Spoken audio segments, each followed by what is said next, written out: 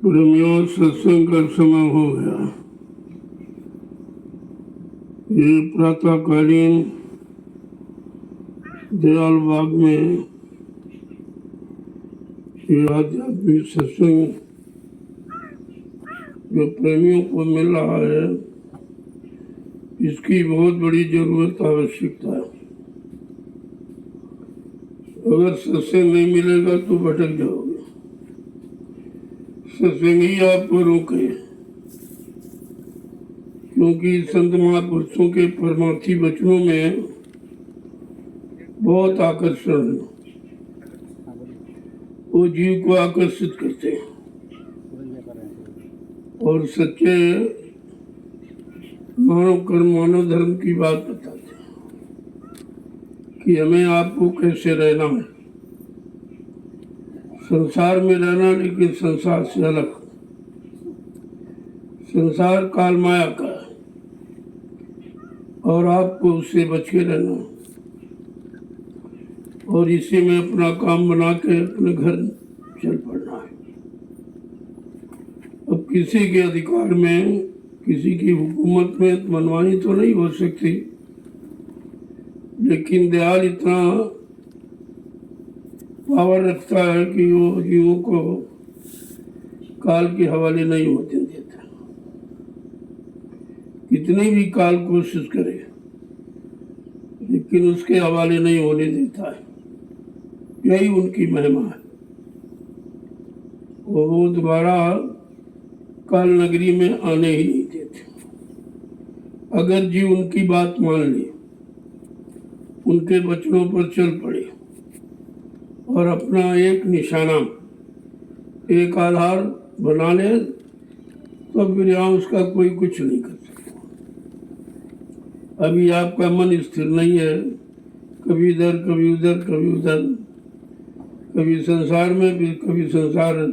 जब सत्संग सुनता तो काल ठीक है, लेकिन इसके बाद फिर उसी काल की बनाई व्यवस्था में चला जाता है, क्योंकि वो व्यवस्था सामने दिखाई देती और दयाल की व्यवस्था भी दिखाई नहीं देती। है तो ये सामने तुम्हारे, लेकिन दिखा क्योंकि आप दिखाने का प्रयास नहीं करते। जब प्रयास नहीं करते तभी भटकते हो, तभी तुम्हारा मन भटकता है। और ये सारा खेल या मन का, मन के हारे हार, मन के जीते जीत। मन अगर हार गया तो फिर आप कुछ नहीं कर सकते। तो इसलिए मन को जीतना, मन को कंट्रोल, नियंत्रण में रखना, मन को गुरु के वचनों में, गुरु की चर्चा में लगाए रहना, उनके द्वारा दी गई नाम की युक्ति, उसकी कमाई में लगाए रहना। जब इस तरह आपकी समझ में आ जाएगा कि मन हमारा कहाँ जा रहा और कहाँ कहाँ ये भटक रहा, किन किन चीज़ों को पकड़े बैठा, जो उसकी भूल भरम है, क्योंकि जो भी तुमने पकड़ा वो तुम्हारा नहीं है। एक दिन वो सब छूट जाएगा, तब बाद में आपको अफसोस होता है कि समय निकल गया। तो काल की व्यवस्था में रहकर भी काल से अलग होना है। यही बुद्धिमानी, यही चतुराई है। और संत महापुरुष यही आपको सिखाते कि रहो यहाँ, लेकिन हंसने की बात मत करो, अपना काम निकालो और अलग बैठो। इतनी होशियारी साधक को होनी चाहिए कि उसकी व्यवस्था में रहकर भी हम उसकी व्यवस्था में फंसेंगे नहीं। और उसने ये फंसा के रखा कितने युगों से। ये आज की फंसाव पकड़ नहीं है, बहुत पुरानी। कितने सतयुग, त्रेता, द्वापर, कलयुग निकल गए, फंसे फंसे अभी तक नहीं निकल पाए। और जब निकालने वाला आया तो उसकी बात जल्दी समझ में नहीं आती। वो तो 24 घंटे तुमको निकालने के ही चक्कर में लगे, किसी तरह निकल आओ, निकल आओ, निकल आओ। बहुत तुमने उसका ख्याल किया, ध्यान किया, बहुत उसकी हुकूमत को माना और मान करके मतलब फंसे पड़े हो। निकलने का अवसर आपको नहीं मिला। इसलिए जब उनके परमार्थी वचन, ये आध्यात्मिक चर्चा संत महापुरुष को जब सुनोगे तो धीरे धीरे धीरे धीरे तुम्हारे मन में बैराग पैदा हो कि हमें अब करना क्या चाहिए। अभी तक आपने निर्णय नहीं लिया कि हमें क्या करना चाहिए, जो मन करा रहा वही कर रहे हो, जहाँ मतलब चला जा रहा हूँ वहीं चले जा रहे हो। तो अभी तो मन की ही हुकूमत चल रही तुम्हारे ऊपर। तो जब संत महापुरुष कलयुग में आए तो उन्होंने इशारा करके बताया कि अभी तक आप काल की व्यवस्था में फंसे पड़े, अब जरा दयाल के वचनों को सुने, जिनमें दया है, जिनमें रहम है, जिसमें प्रेम है, जिसमें आसक्ति खिंचाव सब है। लेकिन जैसे जैसे वचनों को आप सुनते रहोगे, अपने ऊपर लागू करते रहोगे, वो दया तुम्हारे पास आ जाए। दया तो सब पर हो रही, बिना दया के इधर कोई आ ही नहीं सकता था। काल ने इतनी पाबंदी लगा रखी है, इतनी मतलब यानी उसने चक्कर बना रखा है कि किसी को निकलने नहीं देता। और जब आपको निकाल के इधर ले आया गया, ये कम छोटी बड़ी बात है। जो लोग निकल ही नहीं पाए और तुम निकल कर इधर आ गए हो। अब धीरे धीरे इधर आए हो तो इधर की बात किया, जब भी बैठो चर्चा इधर की करो, चर्चा अपने सुधरने की, अपने बनने की, अपने घर जाने की करो, तो ठीक हो जाएगा। अगर यहीं फंसे रहे, यहीं की चर्चा, यहीं की मांग डिमांड करते रहे तो कभी नहीं निकल पाओगे। इसको करके तो आपने देख लिया कितना समय गुजर गया करते करते, क्या मिला आपको? कुछ नहीं, समय चला गया, क्योंकि आपने मिलने वाली बात समझी नहीं, मिलने वाले सिद्धांतों को आपने अपनाया नहीं। अब वो कमी तुम्हारी है। महापुरुष तो आपको सब तरफ से संभाल किए हुए हैं, लेकिन तुम संभल कर कैसे रहोगे, इतना तो आपको करना ही पड़ेगा। क्योंकि अगर सब वो कर दे फिर तुम क्या करोगे? फिर तुम आलसी हो जाओगे और ज्यादा। इसलिए कराया तुम्हें से जाएगा एक निमिष मात्र बनाकर। कहते भाई निमिष मात्र तुम खड़े हो जाओ, काम हो जाएगा तुम्हारा। अब निमिष मात्र भी आपको नहीं खड़ा होना चाहिए, सब वही करें, सब वही करें, सब, फिर तुम क्या करोगे? तुमने कुछ सोचा है? अरे भाई कर्म प्रधान है तो कर्म तो कराया जाएगा। अब ये उसमें सरलता कर दी जाएगी, सुगमता, आसान हो जाएगा तो आप कर सकते हो। लेकिन माध्यम तो तुम ही हो, तुम्ही के तुम्हारे द्वारा ही वो सब करा देंगे। आप देखते जाइए धीरे धीरे, कहीं सेवा है, कहीं भजन है, कहीं सत्संग है, कहीं और कोई बात अच्छी आ गई बताने की, तो ये सब काम तो तुम्ही से कराया जा रहा है। लेकिन उसमें दया शामिल है। उस दया से आपको करेंगे, लेकिन अहंकार नहीं है। अहंकार नहीं आएगा, आसक्ति नहीं आएगी, फसाव नहीं रहेगा। अब जैसे यहाँ आप सेवा करते हो, आपका कोई फसाव नहीं, कोई आसक्ति नहीं हो, करते तुम ही हो, कराया तुम से जा रहा, लेकिन फिर भी नहीं। और घर गृहस्थी परिवार में करते हो तो फंस जाते हो, वहाँ मोह ममता घेर लेती, या आपको कोई मोह ममता नहीं। तो देखो कितना बड़ा काम होगा कि मोह ममता भी नहीं, यानी फंसने भी नहीं दिया जा रहा और आपसे कराया भी जा रहा, और करके क्योंकि जो जो आपने पहले किया उसका भुगतान हो जाता। ऐसे संत महापुरुष अप्रत्यक्ष दया करके, जो दिखाई आपको नहीं देती है, लेकिन 24 घंटे उनकी दया के घेरे में आप रहते हो। जरा सा अलग हो जाओ तो फौरन काल घसीट लेगा, वो तो इंतजारी में बैठा ही, कब तुम दयाल के घेरे से अलग हो, मैं फट तुमको अपने में मिला लूँ। क्योंकि उसको चिंता है, अपने राज चलाने की चिंता तो सबको होती, अपने काम की चिंता सबको होती, तो काल को तो बहुत चिंता। जब से सद्गुरु दाता दयालु ने अपना चरण काल की नगरी में रखा, तब से उसको चिंता हो गई कि अभी ये आ गए तो निश्चित ही सूतों को, की बातों को जगा के ले जाएंगे, क्योंकि इनके पास युक्ति है और इनके पास शक्ति है। उस शक्ति, नाम की शक्ति के आगे कोई टिक ही नहीं सकता, किसी का बल नहीं चलेगा। इसलिए समर्थ सदगुरु से ईश्वर भी डरता है, ब्रह्म भी डरता है, महाकाल भी डरता है, सब डरते हैं। जितने मंडल मुकाम बीच के हैं वो सब डरते हैं। इसीलिए वो सदगुरु का जीव जब जाग जाता है और काल माया के देश से निकलकर अपने घर की तरफ चलता है तो सब आरती करते हैं, चाहे ब्रह्मा हो, चाहे विष्णु हो, चाहे शिव हो, रामकृष्ण हो या अन्य कोई बीच के लोग का मंडलाधीश से सब उसकी आरती करते हैं, ये समझकर कि आज सतगुरु का जीव अपने घर जा रहा। वो कहते हमको तो मौका नहीं मिला, हमें कोई ऐसा मिला नहीं दया करने वाला, हम अपने अपने देश में पड़े। जैसे यहाँ लोग फंसे पड़े ऐसे वो अपने देश में सब फंसे, चाहे ब्रह्मा हो, चाहे विष्णु हो, चाहे शिव हो, चाहे रामकृष्ण, ये सब अपने देश में फंसे, क्योंकि ये सब हुकूमत चाहते हैं। अब देश से उनको लगाव हो गया कि हमारा देश है, हमारा मंडल है, बस इसी मोह में फंस गए। तो जो खुद ही फंसा हुआ आपको क्या निकालेगा?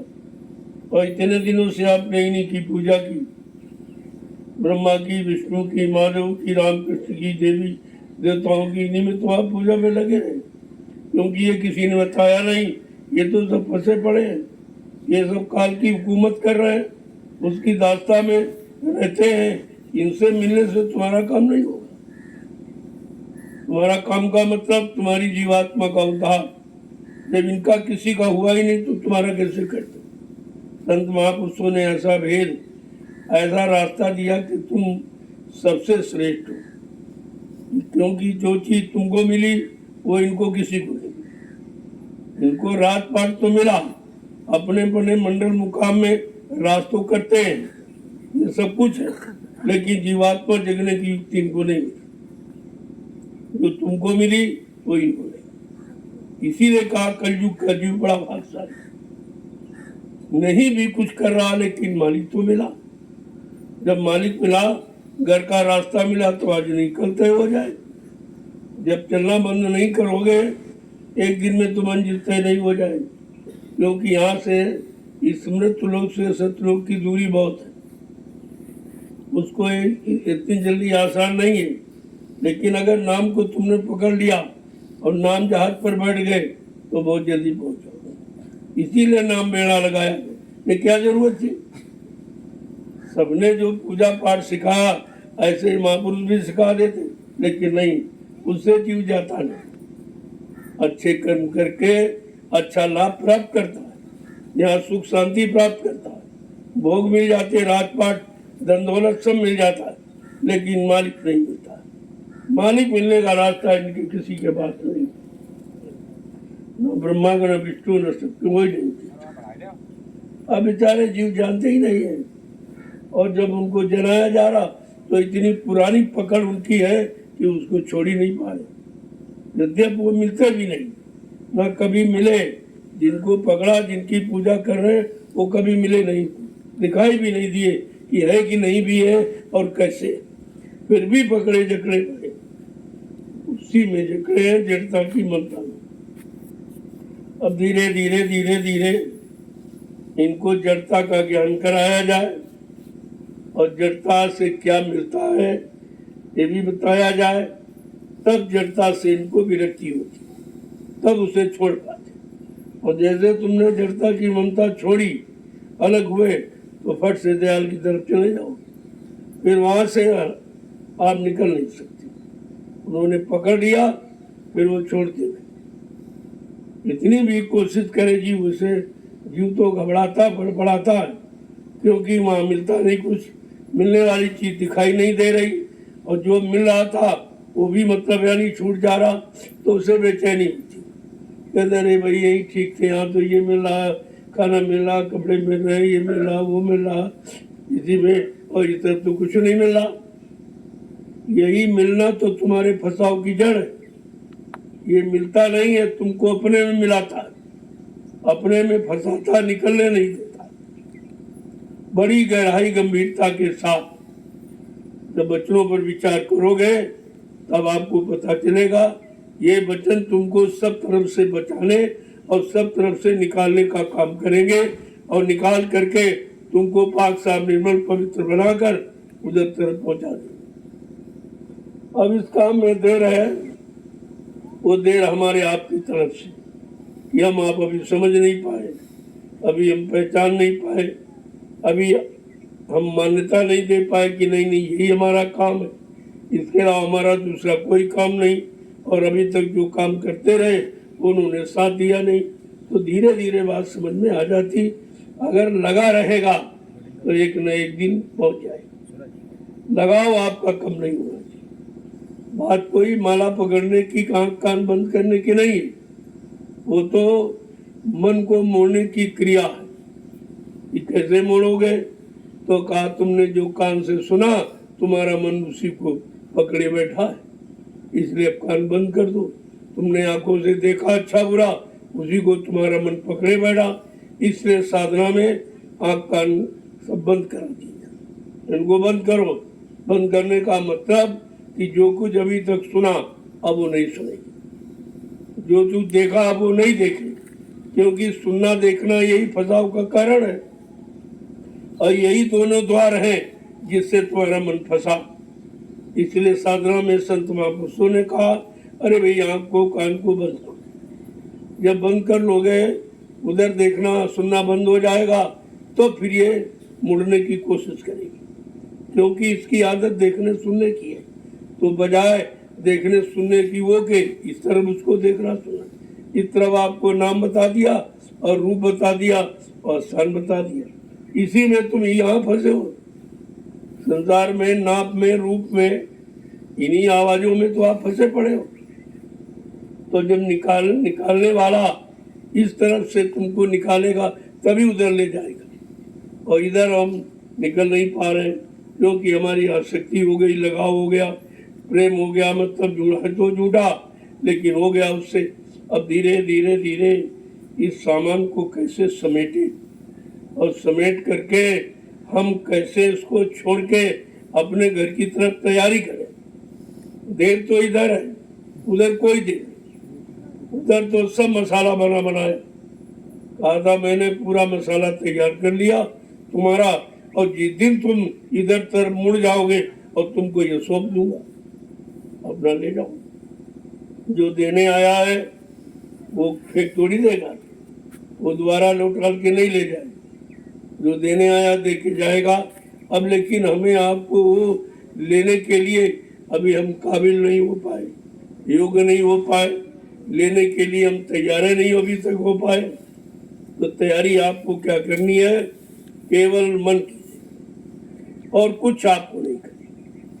और युगों में साधना तन की थी, इंद्रियों की थी, लेकिन आज कलयुग में साधना मन की, मन को रोकने की, रोक कर मोड़ने की, और मोड़ कर जीवात्मा के साथ जोड़ने की। फिर तो जीवात्मा घसीट के ले जाएगा, उसमें पावर है, लेकिन मन अभी नीचे चला गया।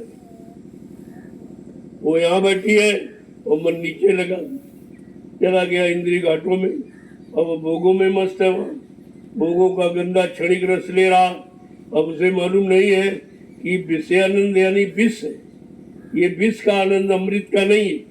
और तुझे महापुरुषों अमृत पिलाने आए। जीवात्मा तेजर अमर है, उसे तो कोई मार नहीं सकता है, लेकिन अब उसने मन को साथी बना लिया, ये संग दोष लग गया। जब जीवात्मा को संग दोष लग गया, जो अजर अमर अविनाशी, उसमें संग दोष लग गया मन का, तो फिर तुम कैसे समझो? तुम्हारा पर तो कितना दोष लगा, और निरंतर अब भी दोष चढ़ाते ही रहते। कभी इसकी निंदा, कभी इसकी बुराई, कभी इसी ईर्षा, कभी ये सब तुमको कमजोर करने वाले। जो कमजोर कर लेंगे तो ये अपना अधिकार जमाएंगे, और तुमको इनसे दूर रहे, इनसे धीरे धीरे अपना लगाव कम करना। आप एक बार की तो नहीं कर सकते हो, और अगर करा दिया जाए तो तुम टूट जाओगे। कराने वाला तो समर्थ वो सब करा सकता है, लेकिन वो भी देख के काम करता है कि तुम बर्दाश्त करते हो कि नहीं कर सकते, क्योंकि जीव में भी बर्दाश्त क्षमता नहीं है, ना अच्छा बर्दाश्त कर सकता। अगर अच्छा बन जाए और ठीक हो जाए तो अहंकार आ जाएगा, अगर खराब हो जाए ये तो क्रोध आ जाएगा। तो बात तो ये है, तुम्हें छुटकारा दिलाने के लिए कराया गया, तुम उधर फंस जाते हो, छुटकारे की बात समझते नहीं हो।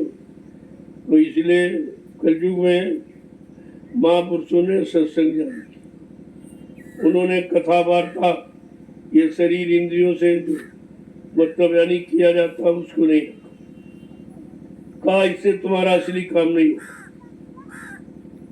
कहते कीर्तन, जो तन माने शरीर से जो कीर्ति और यश उन्होंने कमाया, उसी का गुणानुवाद आज लोग गा रहे। अब किसी का गुणानुवाद करने से तुम्हें क्या मिलेगा? तुम्हारा काम उससे कौन बनेगा? तुमने कभी अपने गुणानुवाद के बारे में सोचा है? तुमने कभी अपने यश के बारे में सोचा है?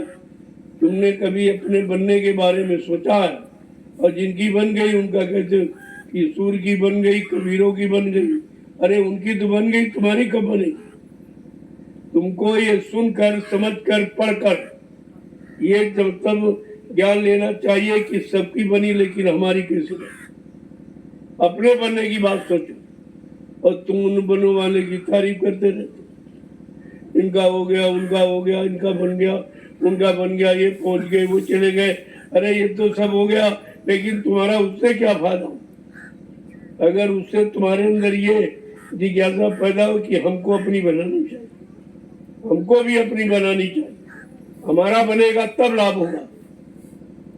तो यहाँ तुमको बनाने की बात हो रही और अन्य जगह जाओगे जो बन गए उनकी चर्चा होती, उनका कीर्तन हो रहा, उनकी गाथा गाई जा रही, तो लेकिन उससे तुम्हारा क्या हो? अगर उनकी बन भी गई तो तुम्हारी थोड़ी सुन के बन जाएगी। क्या बने वालों की सुनकर पढ़कर क्या तुम्हारी बन जाएगी? तुम्हारी बनेगी स्वयं करने की। वो कर्म कौन सा जिससे हमारी 6 कर्म तो आप जानते हो, रोज ही करते हो शरीर के, आहार, निद्रा, भय, मैथुनस, खाना पीना सोना और कमाना, मलमूत्र त्याग करना, आल औलाद बच्चे पैदा करना, ये 6 कर्म तो तुम सभी करते हो शरीर। ये शरीर के कर्म है, आत्मिक कर्म आपने शुरू नहीं किया। और यहाँ आत्मिक कर्म की चर्चा हो रही, संसार खटकर्म की चर्चा करता है और संत महापुरुष अध्यात्म जो मतलब यानी उसकी चर्चा करते हैं। तो कितना अंतर है। पहले ये समझो कि हमारा असली कर्म क्या जो हम कर रहे हैं, इसमें कोई असलियत, कोई सच्चाई, कोई तुम्हारे लिए है? ये दो जड़ शरीर की क्रियाएं हैं, इनको बंद करो तब भी कुछ नहीं और शुरू करो तब भी कुछ, इससे कोई लाभ नहीं होगा। ये शारीरिक क्रिया जो नित्य करते हो इसमें कोई दोष पाप भी नहीं, ये तो शरीर की क्रिया, इसमें ना कोई गंदगी है। और वैसे गंदगी है तो गंदगी तो पूरा शरीर गंदगी भरा पड़ा, इसमें गंदगी ही गंदगी, जितने दरवाजे सब गंदगी को निकाले। आँख है, कान है, नाक है, मुंह है, नीचे गुदा और इंद्रिय है, ये सब गंदगी को बाहर करने वाले। और इन्हीं गंदगी से आपका लगाव है। ये भी नहीं समझ पाए कि हमको गंदगी पकड़नी है कि शुद्धता पकड़नी है, अभी तक जीव नहीं समझ पाया। तो अपने अभी आपने समझा ही क्या? अभी आपने सुना है लेकिन माना कितना, पालन कितना किया, अपने जीवन में कितना आपने उतारा, ये तो कुछ किया ही नहीं आप। यही तुम्हारी असफलता का कारण, जो असफल हो उसका कारण यही है कि आप अभी किसी चीज को करते ही नहीं। अगर करना शुरू कर दो तो धीरे धीरे धीरे धीरे हो पाए, जल्दी से आप तो कर ही नहीं सकते हो। हाँ, धीरे धीरे धीरे धीरे ये मन तुम्हारा ठीक हो जाए, फिर ये मन तुम्हारा सहयोगी बन जाए, फिर तुमको साधना में सहयोग करेगा कि नहीं भाई माला पकड़ो, नहीं भाई आकाश बंद। जब समझ लेगा तो समझ करके अगर आप माला पकड़ी तो माला का लाभ मिलेगा आपको, क्योंकि हर दाना नाम का स्पर्श करके निकले, नाम लेते हुए हर दाने को। और जब पूरे 108 दाने पूरे हो जाए तब आपका सच्चा सुमरन माना जाए। अगर बीच में मन इधर उधर चला गया तो ये खंडित सुमरन का कोई लाभ नहीं। इसलिए कहा सुमरन को पकाओ, और सुमरन पक जाएगा तो ध्यान भजन अपने से होने लगे। केवल सुमरन ध्यान भजन की कुंजी है। बिना सुमरन के आप ध्यान भजन कर ही नहीं सकते। और सुमरन में ध्यान भी है।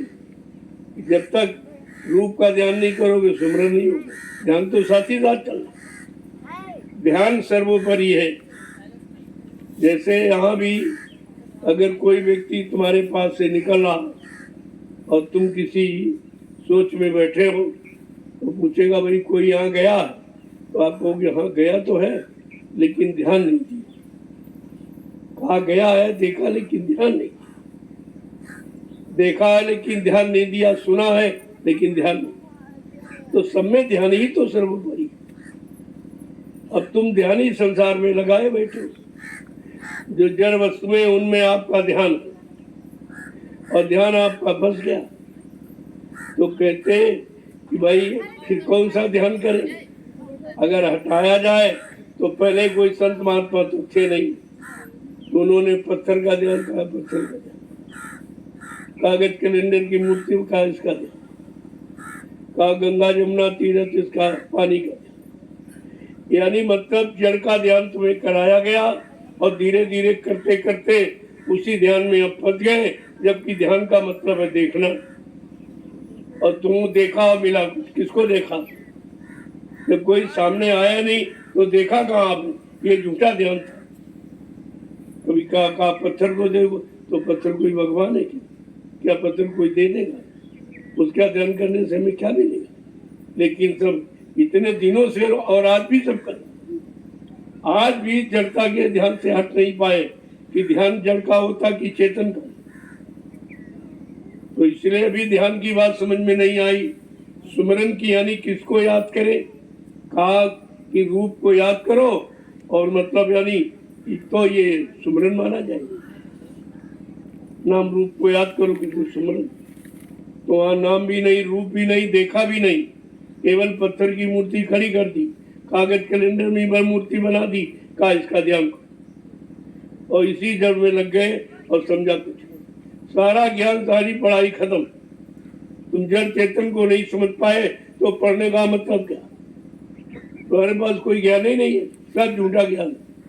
सब पढ़ाई लिखाई काली अक्षरों को समेटे बैठे हो और इनसे कुछ होना नहीं। ये क्षर, अक्षर और निश्चर, ये तीनों से परे है दिव्य ज्ञान, आत्मज्ञान। इसी को ये इनसे परे, इसमें आपको कुछ नहीं करना, कोई सामान की जरूरत नहीं। कोई पूजा पाठ तो सामान वाली तो है नहीं कि फूल लाओ, अगरबत्ती लाओ, ये लाओ, वो लाओ, इसमें कुछ नहीं ले आना। सब मसाला, सब साधन तुम्हारे पास पहले से मौजूद। मंदिर, ये मनुष्य मंदिर बना बनाया पहले से मौजूद। सच्ची मूर्ति जीवात्मा चेतन उसमें बैठी हुई, मूर्ति भी सच्ची है और मंदिर भी सच्चा। और जब मूर्ति सच्ची है तो आपको सब कुछ दे देगी। उसी मूर्ति का तो खेल है। जैसे अगर मंदिर में मूर्ति ना हो तो कोई नहीं जाए, चाहे करोड़ों रुपए का मंदिर बना दे, अगर मूर्ति नहीं तो कोई नहीं जाए। तो मंदिर की महिमा कहाँ? महिमा तो मूर्ति की। इसी तरह ये मनुष्य शरीर, इसकी महिमा नहीं है, इसमें जो चेतन मूर्ति जीवात्मा बैठी परमात्मा, महत्व इसलिए इसका महत्व है और इसलिए ये काम कर सकता है। वैसे जितने शरीर बनाए, यानी मतलब 83,09,99 जो एनिया बनाई है उनमें सबसे श्रेष्ठ मानव ये मिलाकर 84 माना जाता है। एक है ये सर्वश्रेष्ठ 83,09,99 ये योनिया भजन नहीं करते, ये आत्मा का कल्याण नहीं करते। खाएंगे, पिएंगे, रहेंगे, बाल बच्चे पैदा करेंगे, सब करेंगे, लेकिन वो जीवात्मा परमात्मा से नहीं मिल सकती, ये उसको अधिकार नहीं। कहा ऐसा क्यों है? कहा उसमें पांचों तत्व नहीं मौजूद, कोई 2 तत्व, कोई 3 तत्व, कोई 4 तत्व, कोई 1 तत्व का। लेकिन मानव शरीर आपका पांचों तत्वों से परिपूर्ण, इसने इसको पंचभौतिक शरीर कहा। क्षितिजल पावक गगन समीरा और पंच तत्व या रचित शरीर, जल पृथ्वी अग्नि वायु आकाश, इन 5 मसालों को मिलाकर और विचित्र कारीगरी से ये परमात्मा ने स्वतः अपने से ये रचना की।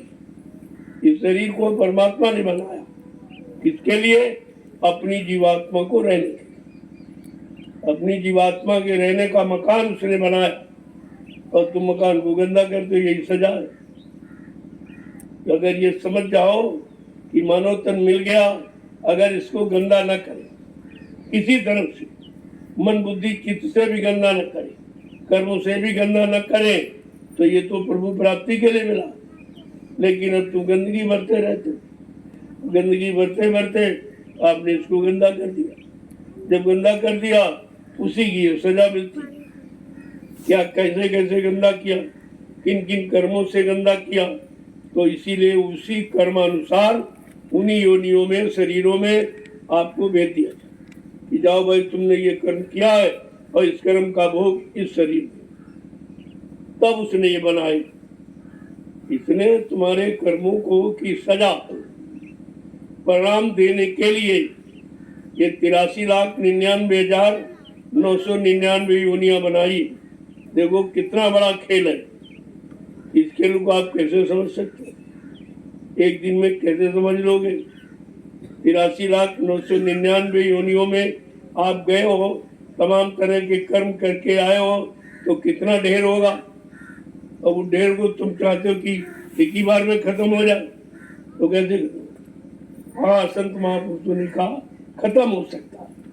जैसे उदाहरण के लिए तुम कितना भारी फूस का ढेर जमा करो, तो एक चिंगारी डाल दो और हवा का सहयोग मिल जाए, तो ये सब स्वाह हो जाए, सब जल के राख हो जाए, कितना बात।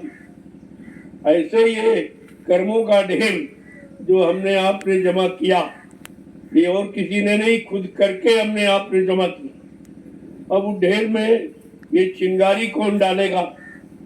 अगर चिंगारी डालना मालूम है या चिंगारी उसके पास है, तो ये क्षण मात्र में खत्म, वैसे तो कभी नहीं खत्म होगा। लेकिन जिसके बाद नाम की चिंगारी, योग अग्नि तब प्रकट कर, कर्म शुभा सुजारी, और बुद्धि सिरावे ज्ञान ग्रथ, ममता मल जर जाए। तो स्वामी महाराज ने इस पर लिख दिया कि जिसके पास नाम की चिंगारी है, जिसने नाम को जगा लिया, सिद्ध कर दिया, वो महापुरुष तुम्हारे अनंतों जन्मों के ढेर, कर्मों के ढेर को क्षण मात्र में जला सकता। ये उसमें ताकत है नाम की चिंगारी।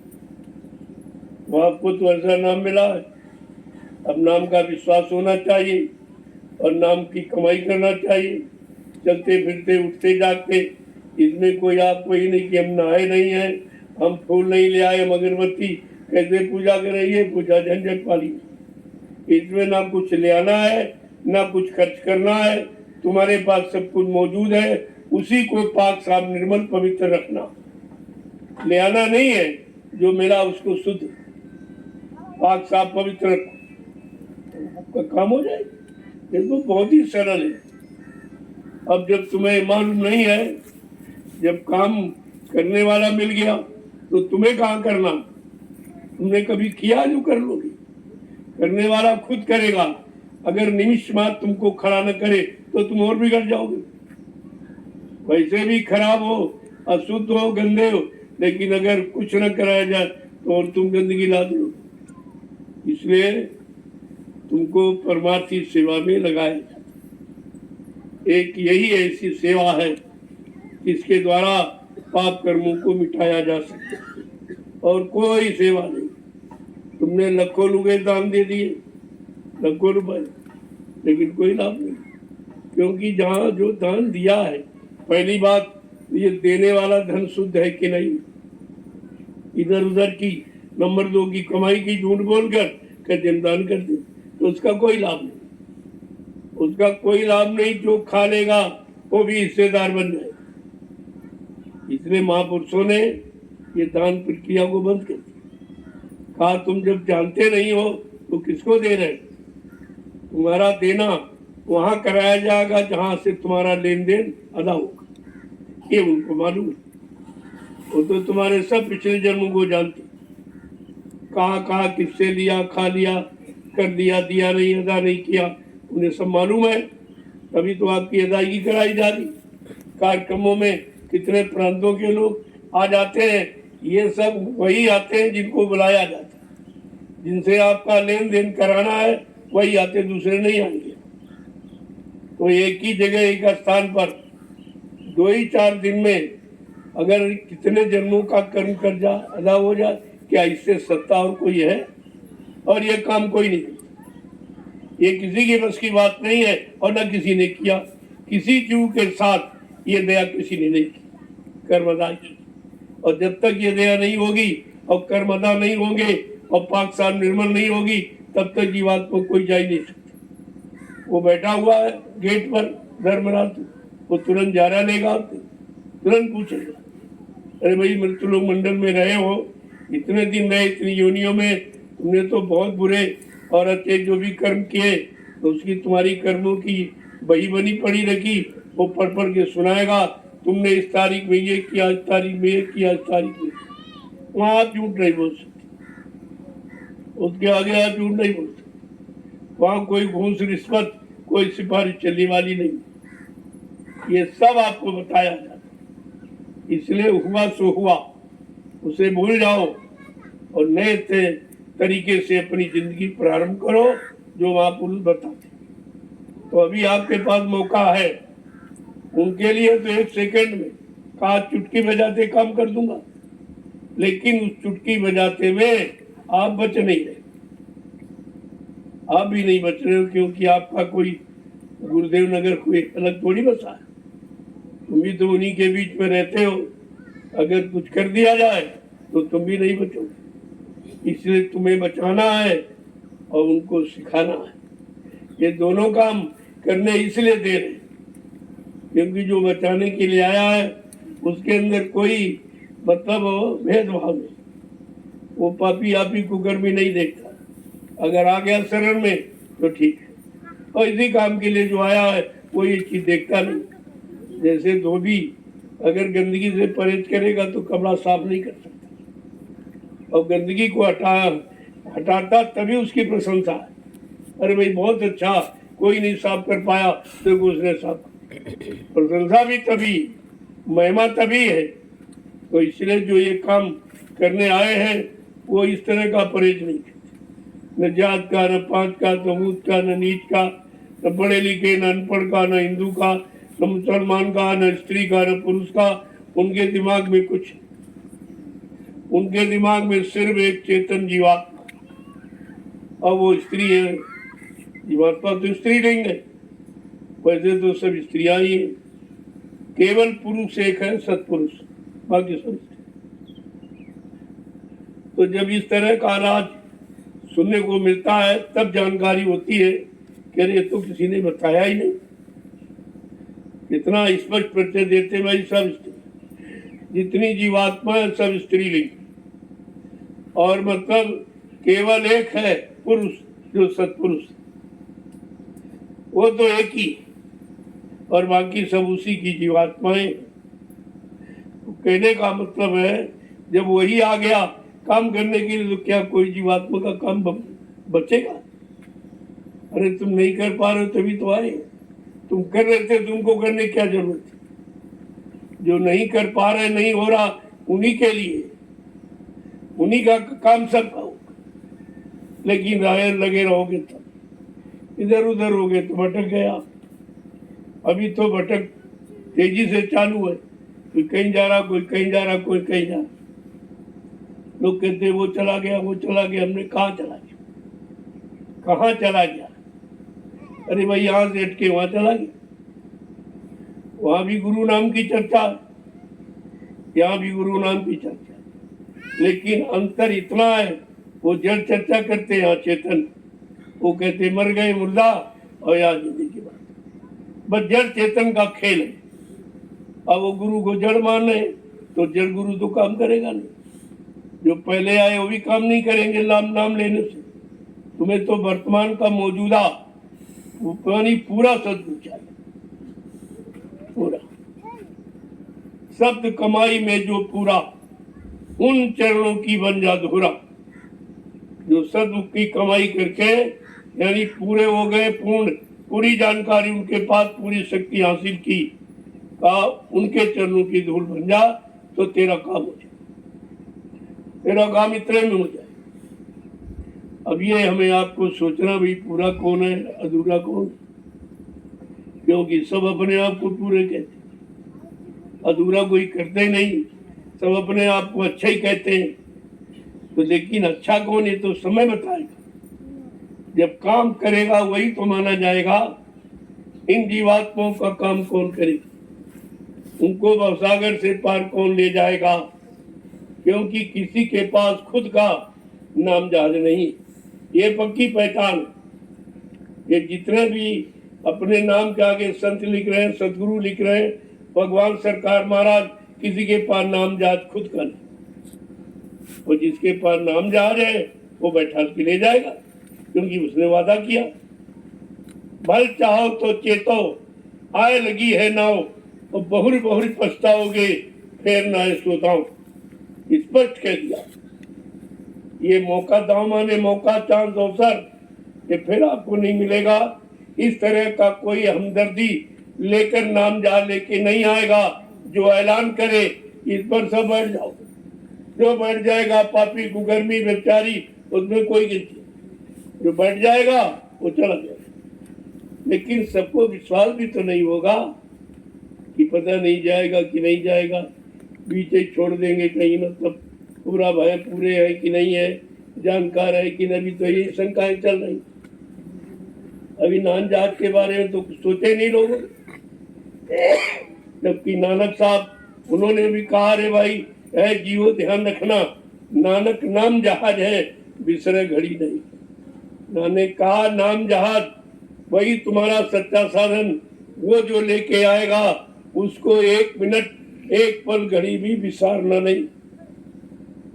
लगा तो ये आप उनकी भी बात नहीं मानते, बिसरे घड़ी नहीं, एक घड़ी भी न भूलो, क्योंकि नाम जहाज है, यही आपको ले जाएगा। और कोई इंसान पकड़ थोड़ी यहां से ले जाए, और नाम जहाज किसी के पास है, पूरे विश्व में किसी के पास नाम जहाज है। सब चर्चा करते हैं, लेकिन नाम जहाज तो ऐसे थोड़ी है, जो सिद्ध करेगा वो नाम जहाज होगा। जैसे मंत्रों की किताब खरीद के ले आओ, सारे मंत्र तुम रट डालो तो किसी मंत्र से काम नहीं करा सकते। रटे हुए मंत्र नहीं काम करेंगे, जिस मंत्र को तुम सिद्ध कर लो। सिद्ध का मतलब मंत्र के अनुसार तुम, और मंत्र तुम्हारे में प्रवेश कर जाए, उसी के अनुसार बन जाओ, वो मंत्र काम करता है। तो इसीलिए जिसने नाम सिद्ध किया, नाम जगाया है, वो जीवों को ले जा सकता, बाकी किसी के बस की बात नहीं। कोई एक जीव भी नहीं, अरे वो स्वतः नहीं जा सकता, ले क्या जाएगा। तो यह सब जानकारी आपको सत्संग से दी जाती है, और ले लोगे तो काम बन जाएगा। तो हमें कुछ नहीं करना है, भंजना, यानी भंजना माने मिलना। जैसे रस्सी नहीं, 3 रस्सी बांध देते हो, मोटी बन जाती है ऐसी, तो तीन है, रस्सियां भी 3। इधर भी देखो, जड़ में भी 3 रस्सी बना दो, मोटी हो जाती। ऐसे चेतन में सुमरन ध्यान भजन 3 रस्सियां मिला दो तो बहुत मोटी शक्ति बन जाएगी। मोटी का मतलब शक्तिवान। तो आपको जो दिया गया वो सब मिलता जुलता, ताकि समझने में कोई कठिनाई ना हो। इधर तो ये तुम कर ही रहे हो इधर, और इधर से मिलता जुलता उधर बना दिया जाए तो इधर से उधर चल पड़ोगे। जाने में आपको परेशानी, दिक्कत, समझने में भी दिक्कत नहीं होगी।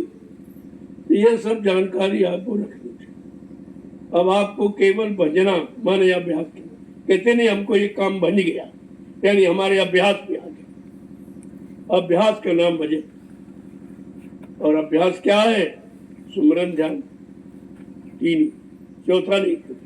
कितनी सरल पूजा, कुछ नहीं करना, नाम लेना, रूप को याद करना। नाम कहीं से ले आना नहीं, रूप कहीं से ले आना नहीं, वो सब तुमको पहले से बता दिया गया कि पहले का ये नाम, ये रूप, ये आवाज, और दूसरे का ये नाम रूप आवाज और तीसरे का ये, चौथे और पांचों का ये।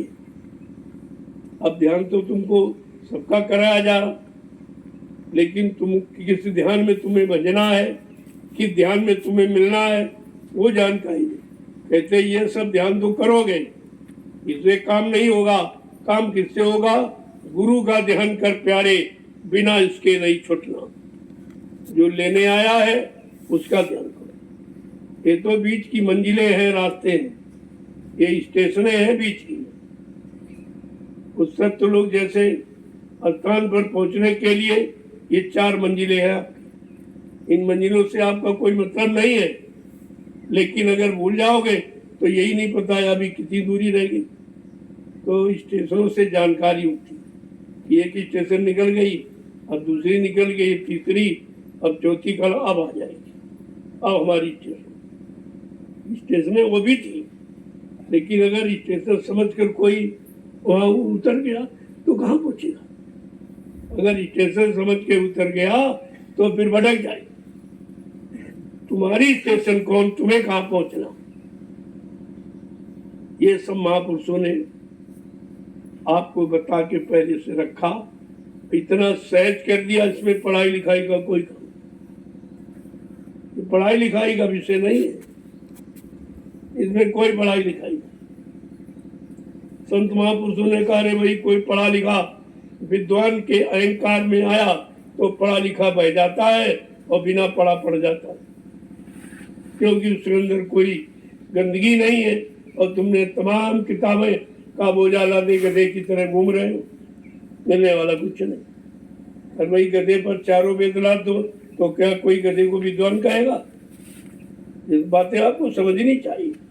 ऐसे सब लादे घूम रहे दिमाग पर और उससे कुछ होने वाला नहीं, और मन और सशंकित हो जाता कि हमने ये पढ़ा, हमने ये पढ़ा, हमने वो पढ़ा। अरे तुम सबने सब कुछ तुमने पढ़ा, लेकिन काम तेरा तो हुआ नहीं।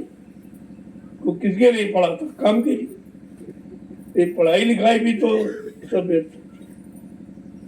इस संसार में फंसने फंसाने और केवल उदर पूर्ति, यानी पेट भरने के लिए सब, चाहे नौकरी हो, चाहे व्यापार हो, चाहे दुकान हो, चाहे खेती, कोई भी, ये सब पेट भरने की कला पे।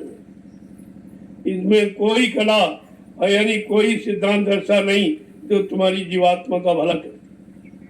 बहुत समझ के रहना है, लेकिन फंसना नहीं। संसार में रहना है, लेकिन संसार तुम्हारे अंदर नहीं जाना चाहिए। जैसे नाव बगैर पानी के नहीं चल सकती, ये निश्चित है, लेकिन अगर पानी नाव में चला जाए तो डुबो देगा।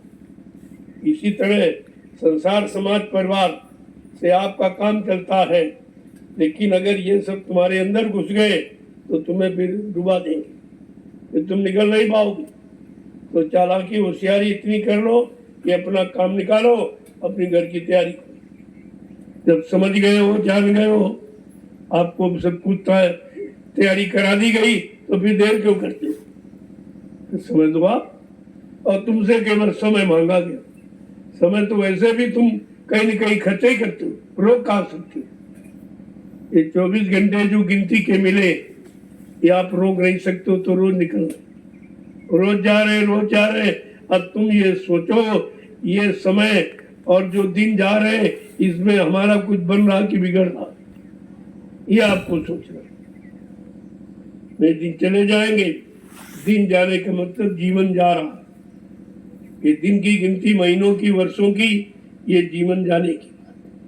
और जीवन चला गया फिर आपको मिलेगा नहीं, क्योंकि आप वो कर्म करते ही नहीं हो कि दोबारा मानव शरीर मिल जाए। मानव शरीर पाने वाले भी कर्म जीव नहीं कर रहा, तो घर जाने की बात तो छोड़ दीजिए, वो तो भी हो ही नहीं।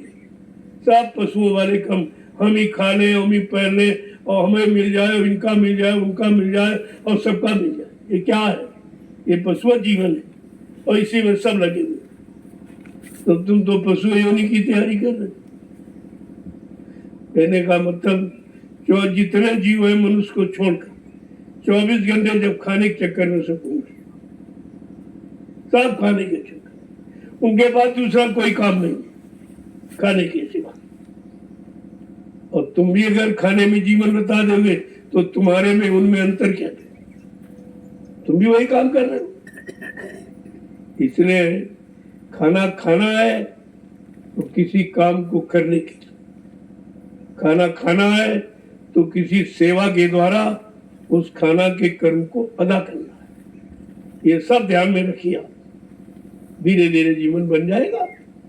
बनना कोई कठिन नहीं, कठिन तो यह है कि तुम्हारा मन तैयार नहीं हो रहा। उस मन को तैयार करो, उसको मनाओ, उससे कहो अगर तुम अब की बात चूक गए तो फिर 84 जाओ। इसलिए चूको मत, जो जो किया है वो जान गए हो, उससे मिला कुछ नहीं तो बार बार उसी काम को क्यों करते हो भाई? जिससे कुछ नहीं मिला और उसी को बार बार करते हो, रोज करते हो, बंदे नहीं करना सीख पाते हो।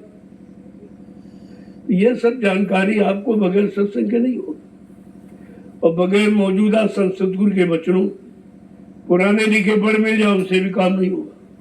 तुमको तो समय का गुरु चाहिए और समय का ज्ञान चाहिए जो तुम कर सको। अगर बता दिया तपस्या करो, किसी के बस की नहीं। जाओ बैराग करो, उनके बस का नहीं। तो जो तुम्हारे बस का नहीं है उसको करोगे, उससे मिलेगा क्या? तो संत महापुरुषों ने खोल करके कह दिया है, कलजू केजू तुम्हें क्या करना, यही कलिकाल न साधन दूजा, मन क्रम वचन गुरु पर। इस कलयुग में कोई साधना, कोई पूजा पाठ नहीं काम आएगा। केवल मनसा वाचा कर्मणा गुरु को समझो, गुरु को जानो, उनके वचनों को पकड़ो, वो तुम्हारा काम करेंगे। इसलिए उन्होंने कहा कि मतलब कलयुग योग यज्ञ नहीं जाना, कितना साफ कर दिया कि कलयुग में योग जब तब हवन पूजा पाठ कुछ नहीं, इसका कोई लाभ नहीं मिलेगा। कलयुग योग यज्ञ नहीं, पूजा और नाम आधार हो, केवल नाम का आधार है, दूसरा कोई है नहीं। तो ये सब जानकारी, और अंत में कह दिया कि शायद तुम कहीं भूल भ्रम में हो तो कहा कलयुग केवल नाम। अब ये स्पष्ट कर दिया, कलयुग में जो केवल माने अकेला नाम आएगा वो तुम्हारा काम करे। आज तक जितने नाम आए आप जानकारी जिनके लिए, वो सब अकेले नहीं आए, सहायक शक्तियों के साथ आए। जैसे ब्रह्मा सावित्री के साथ, विष्णु लक्ष्मी के साथ, शंकर पार्वती के साथ, राम सीता के साथ, कृष्ण राधा के साथ, और देवता देवियों के साथ, सब सहायक शक्ति, अकेला कोई नहीं है। तो गोस्वामी महाराज ने यही सिद्ध किया कि उन नामों से नहीं होगा। कोटि नाम संसार में तासे मुक्ति न। ये करोड़ों नाम जो प्रचलित हैं, ये मुक्ति दिलाने वाले नहीं। इनका काम मुक्ति दिलाना नहीं, इनका काम संसार में काम करना और संसार में फंसना और रहना, और झूठा मान सम्मान अधिकार यहाँ तुमको दे दिया जाए तो तुम फंस जाओगे। कितना साफ साफ वर्णन। जय गुरुदेव अकेला नाम है, आगे जय पीछे देव तो लगा दिया गया, बीच में गुरु ही बैठा है। बीच में गुरु बैठा, आगे जय पीछे देव लगा दिया। बस इसी में लोग शंका में आगे भी जय गुरुदेव नाम कहां से आ गया। आज भी शंका से अलग नहीं हो पा रहे, तो क्यों नहीं जान रहे? सोई जाने जे दे जनाई, और जानत तुम्हें तुम्हें हो जाएगी। वही जानेगा जिन पर उनकी कृपा होगी, उनकी दया होगी। उनकी दया से जान सकता, वैसे नहीं। ये पढ़ लिख कर आप नहीं जान सकते, कुछ भी और भ्रमित हो जाओगे। क्योंकि जो लिखा पढ़ा है ये लोगों ने अपनी दुनियावी बुद्धि से लिखा, क्यों जिन्होंने लिखा उन्होंने भी देखा नहीं। जब उनका देखा हाल नहीं तो झूठा ही तो लिखा था। अरे भाई, किसी को देखा नहीं और उसको सुना नहीं तो उसकी आवाज, उसका रूप हम कैसे बताएंगे? तो झूठ है सब, अनुमानित शब्द है, अनुमान लगाती, आइडिया जिसको करती, इससे बता रहे हैं। बाकी ये जब तक जीवात्मा जगेगी नहीं और देवलोक पहुंचेगी नहीं, कोई देवी देवता का शकल नहीं बता सकता। वहां जब देखेगी तब, जब अपनी आत्मा की दिव्य दृष्टि से जब वहां दर्शन करेगी, 33 करोड़ देवी देवता, 9 करोड़ दुर्गा, 10 करोड़ शंभु आज भी विराजमान है, वो कहीं चले नहीं गए। लेकिन उनसे मिलने की युक्ति देने वाला कोई संत महापुरुष चाहिए। जब वो मिल जाएंगे, युक्ति दे देंगे। उस नाम की भक्ति ही युक्ति है और उसमें ये शक्ति वो मिला देगी। तब आप हर लोक में तुम्हारी जीवात्मा जाकर ब्रह्मा का दर्शन, विष्णु का, शंकर का और रामकृष्ण का दर्शन करें। वो होगा असली दीदार। अभी तो सब नकली, अनुमानित, एक आइडिया, एक विचार, कल्पना। ये तो कल्पना मात्र सत्य, ये उनके असली स्वरूप नहीं है। ये तो बना दिया भाई, देख लो देख लो देख लो। कि जब नकली ऐसे इतने अच्छे लगते तो असली कितना अच्छा होगा। उस असलियत को पाने के लिए ये नकल यहाँ बना दी गई। कोई पत्थर की, कोई कागज की, ये सब नकल है, असल नहीं में। असल तो जब मिलेगा जो संत महापुरुष जिन्होंने नाम की युक्ति जिनके पास, वो युक्ति जब मिल जाएगी, उस युक्ति से जीवात्मा जगेगी और सब लोगों का भ्रमण करके अपने घर पहुंचेगी। वो आपको सब कुछ बताएगी, सारे लोगों में जाएगी, सारे लोगों का दर्शन दीदार अनुभव करेगी, वो बताएगी आप। तो इसलिए संत महापुरुष इसीलिए आए कि चलो इनको सारे मंडलों की जानकारी दी, ताकि वहां जाने में कोई डर न लगे। भाई अचानक कोई चीज मिल जाए तो आपको डर लगेगा, तो डर न लगे, भयभीत आप न हो। तो वो तो सब पहले ही बता दिया गया। वो उनका ऐसा रूप है, उनका ऐसा लोक है, उनकी ऐसी आवाज है, उनका ऐसा स्वरूप है, ये सब बता दिया। जब वहां पहुंचोगे देखोगे तब कहा ठीक, ये गुरु जी ने बताया था। ऐसे आपको डर में खत्म हो जाए और धीरे धीरे धीरे आप लोगों का सैर करते और सबको देखते समझते आप निकल जाओगे। यहाँ तुम नकली प्रणाम करते हो, कोई पत्थर में झुका पड़ा, कोई कैलेंडर में झुका पड़ा, कोई पानी में, कोई तीरथ में, कोई मुहूर्त में, जबकि यहाँ कुछ नहीं। अरे झुको वहां जहाँ कुछ मिले, ये रोज आपको बताएगा। और बेचारे इनको पता ही नहीं, पत्थर में झुकते थे। पढ़े लिखे सब अनपढ़ वही खड़े की जगह। फिर पढ़ाई लिखाई का मतलब क्या? पढ़ाई लिखाई का मतलब जानकारी होती है। तो ये पढ़े लिखे, लिखे पढ़े नहीं, कोई लिखा पढ़ा मिल जाए वो सब बता देगा। जिसने पढ़ के करके कुछ लिखा वो सच्चा है, और जो सुन के किसी का पढ़ के लिखा वो झूठ है, वो झूठ है। इसीलिए तो ये सब पढ़ते मिला कुछ नहीं। इतने मंत्र उच्चारण किए जा रहे, कहीं कोई सिद्ध हुआ? किसी का काम सिद्ध हुआ? इतनी शादियां लोग कराते, मंत्रों का उच्चारण करते, और वो बारात चली और रास्ते में पति मर गया। क्या विचारता था, क्या देखा, क्या विचारा? ये सब इनको कुछ नहीं। ये सब झूठा संसार में, सब झूठी व्यवस्था है। ये झूठ से अलग होना है, तब कहीं सच्चाई की तरफ पहुंचोगे। इसलिए ये झूठ का संग नहीं, ये सत्य का संग। सत्संग का मतलब सत्य का संग। जो सच्चाई है, जो सत्य देश जाने वाला रास्ता है, और सत्य लोग सचखंड पहुंचाने वाला जीवात्मा को, उसे सत्संग कहते हैं। ये जानकारी सब आपको। अब जरा महापुरुषों के वचन सुन लो। जय गुरुदेव, जय गुरुदेव, जय गुरुदेव, जय गुरुदेव, जय गुरुदेव। नाम किसका? जय गुरुदेव। नाम किसका? जय गुरुदेव। नाम किसका? प्रभु का प्यारा नाम।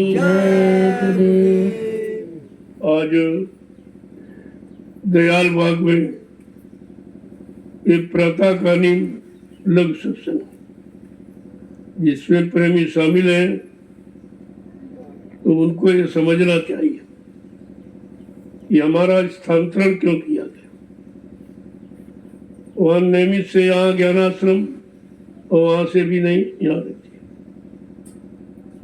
जब तक आप नहीं कुछ करना सीखोगे ये स्थान बदलते ही रहेंगे, क्योंकि अगर आप जान जाओ तो फिर बार बार ये सब करने की क्या जरूरत है।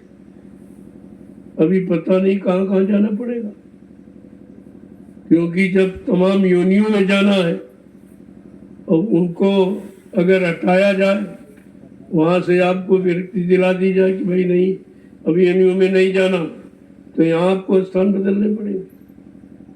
क्योंकि यहाँ जब स्थान बदलेगा तो सेवा मिलेगी आपको, क्योंकि बगैर सेवा तो कुछ तो आप कर नहीं सकते, भजन तुम्हारे बस का है नहीं, तो सेवा तो कर ही सकते हो। तो सेवा के लिए जगह बदलना जरूरी है। इसलिए अभी मत समझो कि यही सब कुछ है, ऐसा कुछ है। जहाँ की जो चीज है, जहाँ से जो चीज मिलेगी तो उस स्थान पर आपको जाना पड़ेगा। तुमको तो चीज से मतलब कहीं ले जाओ भाई, चलो हमको मिलना चाहिए, कहीं ले जाओ, जाने आने का विचार नहीं रखना चाहिए। और अपनी व्यवस्था एकदम टेम्परेरी रखो।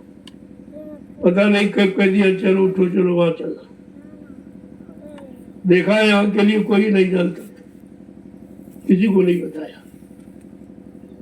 और अचानक आके यहाँ बैठे।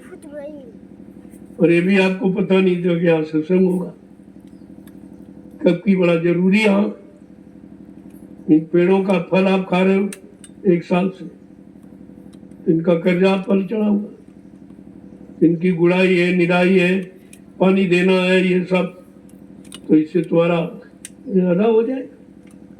ये जरूरी है, सत्संग भी हो रहा और साथ साथ कर्मों की अदायगी भी हो रही, ये दोनों काम आपके साथ चल रहे। और यहाँ वैसे एक भी कर्म कोई करने वाला नहीं, तो अपने मन को संभाल के रखो, कर्ज के कमान पकड़ो इसके, क्योंकि काम क्रोध मतलोभ की जब तक मन में खान, गोस्वामी पंडित मूर्ख दोनों एक समान। अगर ये तुम्हारे अंदर है तो अभी तुम कुछ नहीं जान पाए, कुछ भी नहीं जान पाए। तो पहले इनको निकालना है। ये जाएंगे नहीं, रहेंगे, लेकिन संत महापुरुषों की दया से ये तुम्हारे पर कोई हमला नहीं कर सकते, जबरदस्ती अपना प्रभाव नहीं जमा सकते। अगर नाम की में पूर्णतया आप जुड़ जाओ तो काम क्रोध लोभ मोह छोड़ भगे मैदान, ये भाग जाएंगे, दिखाई नहीं देते। तो इनको कंट्रोल नियंत्रण में करना ये सद्गुरु की दया पर निर्भर है और तुम्हारे कर्म पर निर्भर है। दोनों चीजें, तुम्हारा वैसा कर्म हो सद्गुरु के बताए अनुसार और वो तुम्हारे साथ हो जाए। जब उनके कर्म करोगे, उनके आदेश को मानोगे तो तुम्हारे साथ हो जाए, फिर तुम्हारा कहीं फंसाव नहीं होगा। अगर फंसाव कहीं है देख रहे हो तो ये समझो तुम्हारा कोई लेन देन है, वो पूरा कराएगा। मान लो अचानक जा रहे थे, एक्सीडेंट हो गया, ये आपका लेन देन, आपने किसी का किया, तो वो कर्म तो नहीं खत्म किया जा सकता, लेकिन जीवात्मा को बचाया जाता। और दुर्घटना कहीं होती तो प्रत्युनि में चले जाते।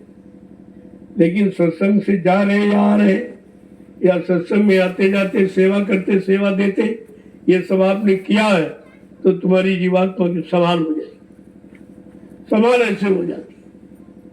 और भोग भी पूरा करा दिया, तुमने मारा था तो तुम्हारी भी इस वजह से शरीर की दुर्गति हो गई, तुमने किसी की थी तो शरीर का लेन देन पूरा हो गया, लेकिन जीवात्मा का संभाल इसलिए कर दिया गया कि तुम सत्संग में आते, तुमने यहाँ सेवा की है, सेवा दी है, तो कर्म कर्जा कुछ तो तुम्हारा ऐसे मिट गया, तो दया हो जाएगी।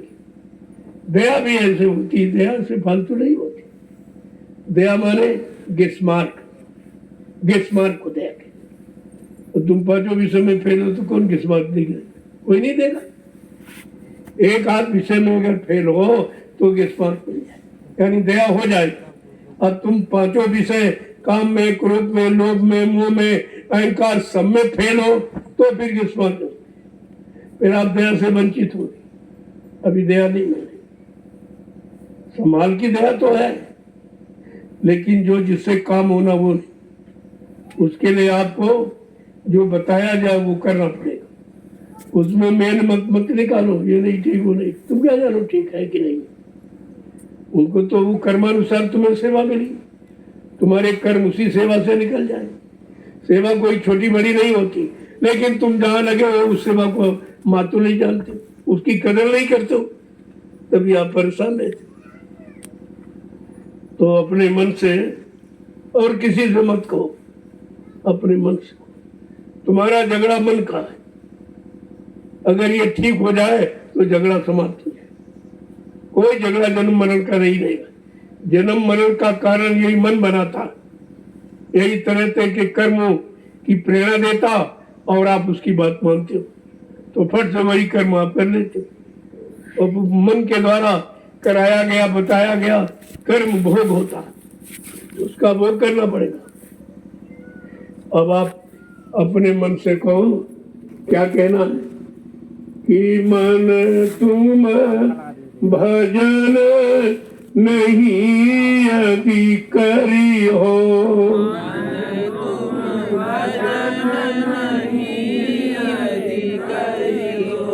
मन तुम भजन नहीं यदि करी हो, मन तुम भजन नहीं यदि करी हो। कहता अगर तुम भजन नहीं करोगे तो तुम्हारी दशा खराब हो। भजन एक ऐसा रास्ता है जिससे आपके किए गए कर्मों की सजा नहीं मिलती, सजा की माफी हो जाती। इसीलिए तुम यहाँ पर आपको सिखाया जाता सुबह शाम दोनों वक्त। अरे कम से कम हाजिरी तो दो। बनने बनाने की बात तो तुमसे नहीं कही गई कि नहीं बने तो बंद कर देना, क्योंकि तुम्हें मालूम है कि नहीं बनेगा, लेकिन बन भी जाएगा तो तुम क्या कर लोगे। वो यहाँ का कोई काम उससे नहीं होगा, वो तो उधर जाने का रास्ता इधर का नहीं। लेकिन समझा के क्या कह रहे हैं कि मन तुम भजन नहीं यदि करी हो, मन तुम भजन नहीं यदि करी हो, तो दिन रक्षक सागर में, दिन रक्षक भव सागर में, तो दिन रक्षक भव सागर में, तो दिन रक्षक भव सागर में, डूब डूब के मरी हो, डूब डूब के मरी हो, मन तू भजन नहीं यदि करी हो, मन तुम भजन नहीं यदि करी हो। कहते अगर भजन नहीं करोगे तो भवसागर में डूब डूब के, यानी इसी 4 खान 84 लाख नरकों की योनियों में आना जाना आपका बंद नहीं हो सकता। ये कोई नहीं बंद करा सकता, कोई पूजा नहीं बंद करा सकती। भजन के सिवा दूसरा कोई रास्ता नहीं है। आगे क्या कहने कि बहु दुख भोगी मनुष्य तन पायो, बहु दुख भोगी मनुष्य तन पायो, बहु दुख भोगी मनुष्य तन पायो, बहु दुख भोगी मनुष्य तन पायो, फिर 84 फिरियो, फिर 84 फिरियो, मन तुम भजन नहीं यदि करी हो, मन तुम भजन नहीं यदि करी हो। 83,99,999 योनि ये भोग करके दुख उठा करके परेशान होकर अब की बार ये मानो तन आपको मिला है, ये निकलने का है। यहाँ ये बॉर्डर की योनि है, अगर चूक है तो 84 में चले जाओगे, अगर चेत गए तो निकल जाओगे। और चेतना और चूकना ये समझना आपको कि तुम चेत रहे हो कि चूक रहे हो। तुम फंसने का सामान इकट्ठा कर रहे हो कि यहाँ से चलने की तैयारी कर रहे हो। ये सब आपको समझना चाहिए। जब देश तुम्हारा नहीं है, सामान तुम्हारा नहीं, शरीर तुम्हारा नहीं, यहाँ कोई तुम्हारा नहीं, सिर्फ जीवात्मा के अलावा तुम्हारा यहाँ कोई नहीं। और ये बात अभी तक आप नहीं समझ पाए।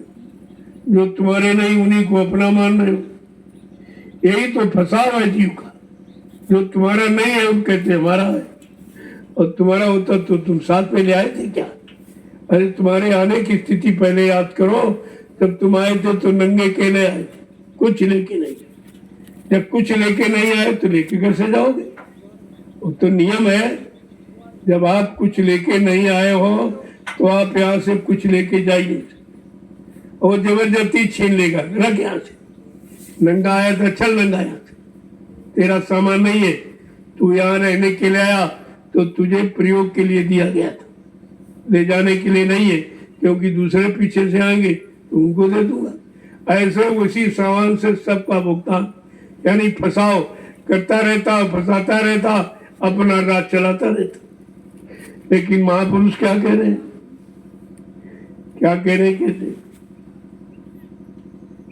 कुछ बच गया पाप यदि तन से, कुछ बन गया पाप यदि तन से, कुछ बन गया पाप यदि तन से, कुछ बन गया पाप यदि तन से, नरक कुंड में फिरियो, नरक कुंड में फिरियो, मन तुम भजन नहीं यदि करी हो, मन तुम भजन नहीं यदि करियो। आज जिन योनियों में गए, अगर कोई पाप कर्म बन गया तो फिर ये 84 जो नरकों के कुंडे हैं, इनसे छुटकारा नहीं मिलेगा। ये बार बार इसी में डूबते मरते रहोगे। इसलिए मानव तन पाया है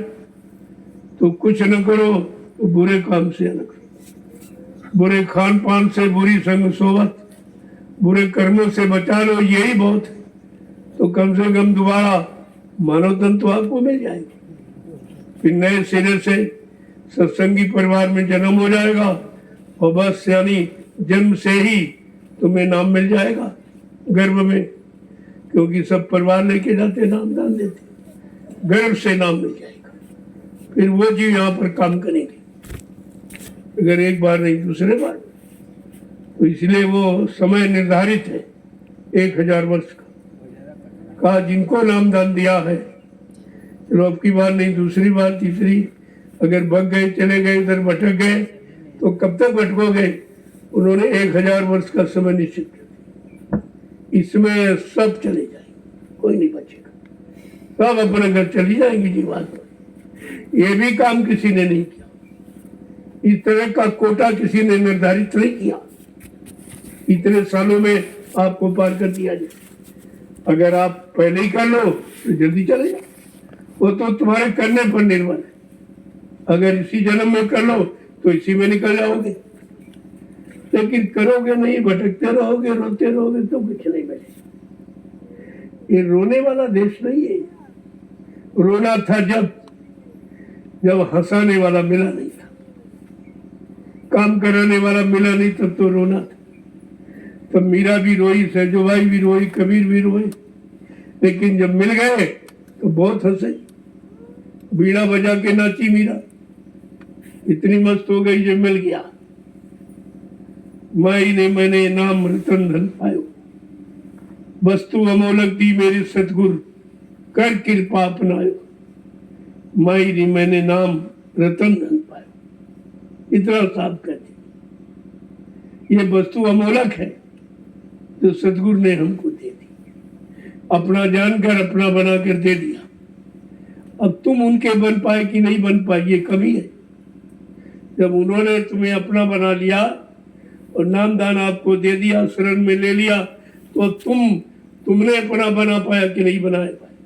बस रिश्ते में इतनी कमी है, ये कमी बीच की हट जाए तो फिर तो सब ठीक है। तो जिसने पाया उसने गाया, तो रोना खत्म हो जाएगा। आगे क्या कह रहे हैं कि हम के यहाँ दुख पैयो, यम के यहाँ दुख बहु पैयो, यम के यहाँ दुख पैयो, यम के यहाँ दुख बहु पैयो, बरबस जरी हो मरियो, बरबस जरी हो मरियो, मन तुम भजन नहीं अधिकारी हो, मन तुम भजन नहीं अधिकारी देखो जो हो। भजन नहीं करेंगे ये स्थितियां हैं, ऐसे ऐसे नरकों में जाना पड़ेगा। और आज का तो भजन सरल है, अरे कहा कुछ नहीं तुझे गुरुदेव नाम तो नहीं सकते, कितना सरल कर दिया कितना आपके। 5 नाम तो सभी संतों ने दिए जो भी आए, क्योंकि वो तो आधार है, वो तो सीढ़ी है चढ़ने की। लेकिन कहा कि मंत्र मूलम गुरु वाक्यम और मोक्ष मूलम गुरु कृपा, वो तो कृपा पर मोक्ष निर्भर है। तुम्हारे यहाँ कान बंद करने माला घुमाने में नहीं, उनकी कृपा में मोक्ष निर्भर। सब लिख के आपको स्पष्ट कर दिया ताकि कोई शंका न हो। कहते कि वो तो कृपा जब हो जाएगी क्या बोल, अब वो कृपा करने वाला को ऐसे ही कर दे तो तुम थोड़ी एक ही मिनट में निकल जाओ। उनके यहाँ कोई इस तरह की बात बंधन नहीं है। अगर करने वाला जब चाहे तब चला जाए, जब चाहे तब आ जाए, अपना आवागमन बना ले, सीख ले। यही आवागमन सच्चा। गए आए देखा और सब समझा फिर बता दिया कि भाई ऐसे ऐसे ऐसे ऐसे चलो और ऐसा ऐसा रास्ता है, ये मंडल और ये सब मिलेंगे और चलो पूरे घर चलो। कितना सरल। जब अभ्यास हो जाएगा, रोज आना फिर इतना सरल हो जाएगा कि तुम मिनटों में आओगे जाओगे। जीवात्मा को जाने में तो, शरीर को जाने में तो देर लगती, लेकिन जीवात्मा को जाने में वो तो फट से उड़ी, वो निकल गई। शरीर तो जाता नहीं, इसलिए शरीर ही ना जाता। और तुम रात दिन इस शरीर के पीछे पड़े, खिलाना पिलाना सजाना, और नहीं पूरा इनका ले लिया उनका ले लिया उनका छीन लिया, ये और लाद रहे हो कर्म कर जाओ। इसका खाना कभी बंद होगा नहीं। उसने ऐसा सिस्टम बना दिया, सुबह खाओ दोपहर में खत्म, दोपहर में खाओ शाम में खत्म, शाम खाओ सुबह खत्म। ये कभी पूरा नहीं होगा। इतना झंझट उसने लगा दिया है कि तुम इसी को भरने में समझदार है। और देखो जितने पशु पक्षी वो 24 घंटे खाते ही रहते, कीड़े खाने वाले कीड़े खा रहे हैं, और जैसे जैसे कर्म है और कर्मानुसार उनको भोजन मिल रहा है। इतना शुद्ध अशुद्ध की बात नहीं है। और यहाँ जो कर्म कर किया, मनुष्यों ने तो मिल गई, कुछ अच्छे कर्म किए थे, लेकिन यहाँ भी वही पशुओं वाले, कहीं मुर्दा है, कहीं पक्षी है, किनका मांस खा रहे, अंडे खा रहे, गंदगी ये सब खा रहे हैं, क्योंकि ये गंदे कर्म करके आए हैं। इनको तो गंदगी खाना पड़ेगा। लेकिन महापुरुष अपना काम बंद नहीं करते, वो सबको जगाते। उनके यहाँ कोई भला बुरा आपी पापी को गर्मी कुछ नहीं, वो सबको संदेश देते। जो मान जाएगा वो उनका बन जाएगा, नहीं मानेगा तो 484 में चला जाएगा। उनका क्या देगा? वो अपना नुकसान आप करोगे, किसी उनका कुछ, उनका तो कोई कुछ कर ही नहीं सकता।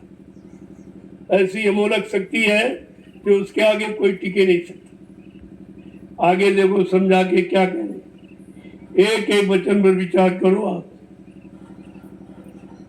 कि दारा सुतहित काम नहीं है, दारा सुतहित काम नहीं है, दारा सुतहित काम नहीं है, दारा सुतहित काम नहीं है, मार माई बाप गो रही है, माई बाप गो रही है, मन तुम भजन नहीं यदि करी हो, मन तुम भजन नहीं यदि करी ये तो आप परिवार समाज में रोज ही देखते, चले जा रहे कहाँ जा रहे कुछ नहीं बता रहे। तुम कहते हो हमारे हैं हमारे, अरे तुम्हारे होते तो तुम्ही को बता के जाते, तुमको नहीं बताया हम कहाँ जा रहे हैं, और चले गए तो ये भी नहीं बताया मैं कहाँ पहुंच गया। ये तो साफ प्रमाण है, तुम्हारा होता तो तुमसे पूछ के जाता, और यहाँ पहुंच गया था तो तुमको भेद होता था, कोई चिट्ठी भेज देता भाई फला लोक में आ गए। ये तो साफ प्रमाण है कि तुम दारा माने स्त्री और सुत माने बेटा और इन्हीं के हित लाभ में फंसे पड़े हो। वो तो तुमसे लाभ ले रहे हैं, लेकिन तुम्हें क्या मिल रहा है? तुम अपने लाभ के बारे में कभी सोच, तुम्हें क्या मिला? अरे ये तुमसे लेने वाले देने वाले क्यों? शरीर भी ले लिया, तन मन धन सब लूट लिया, कुछ नहीं बचा आपके पास, और लुटा रहे हो और हंस रहे हो। ये भी नहीं समझ पा रहे हो कि हम लुट रहे हैं और एक दिन बिल्कुल लुट जाएंगे, तब ये भी सब साथ छोड़ देंगे। खाने जा उसको सब लूट लिया, इसके पास कुछ नहीं, चलो हटाओ उसको घर से ले जाओ, वहां पर फेंक जला देना, वापिस मत ले आना।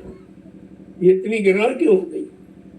जब तक लूट रहे थे तब तक प्रेम था, और जब लूट लिया तब घृणा हो गई। इसका मतलब अरे सच्चा प्रेम कहीं घृणा में बदलता? ये तो रोज तुम्हारे साथ हो रहा, घर परिवार समाज सब जगह देख रहे, लेकिन फिर भी तो नहीं जान पा रहे कि एक दिन तुम्हारी भी यही स्थिति होगी, एक दिन तुमको भी इसी तरह जाना पड़ेगा, तुम्हारा भी एक दिन सब साथ छोड़ देंगे, कोई तुम्हारा बना नहीं रहेगा, कोई सामान तुम्हारा नहीं रहेगा। फिर आखिरकार ये कंकड़ पत्थर क्यों इकट्ठा करें जो तुम्हारे साथ जाने वाले नहीं? लेकिन इसे समझना बड़ा कठिन है, काल की चाल को समझना बहुत कठिन। जो बड़े बड़े ऋषि मुनि योगी महर्षि नहीं समझ पाए, जिनको आपने भगवान कहा, वो त्रेता के राम द्वापर कृष्ण, वो भी नहीं समझ पाए, वो भी फंस गए, उनको भी फंसा लिया। काल माया ने किसी को नहीं छोड़ा। शिव चतुरानंद देख डेराई, अपर जीव किस लेखे माई।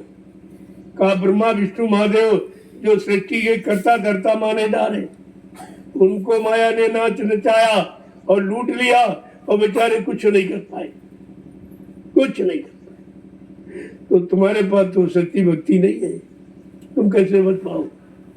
लेकिन तुम्हारे साथ बचाने वाला है, ये महत्वपूर्ण चीज। उनके साथ कोई बचाने वाला नहीं था, बताने वाला नहीं था, कराने वाला नहीं था, और कराने का लाभ दिलाने वाला और जीवात्मा को जगाने वाला, घर पहुंचाने वाला नहीं था उनके। और तुम्हारे साथ वो है, तुम्हें किस बात की चिंता?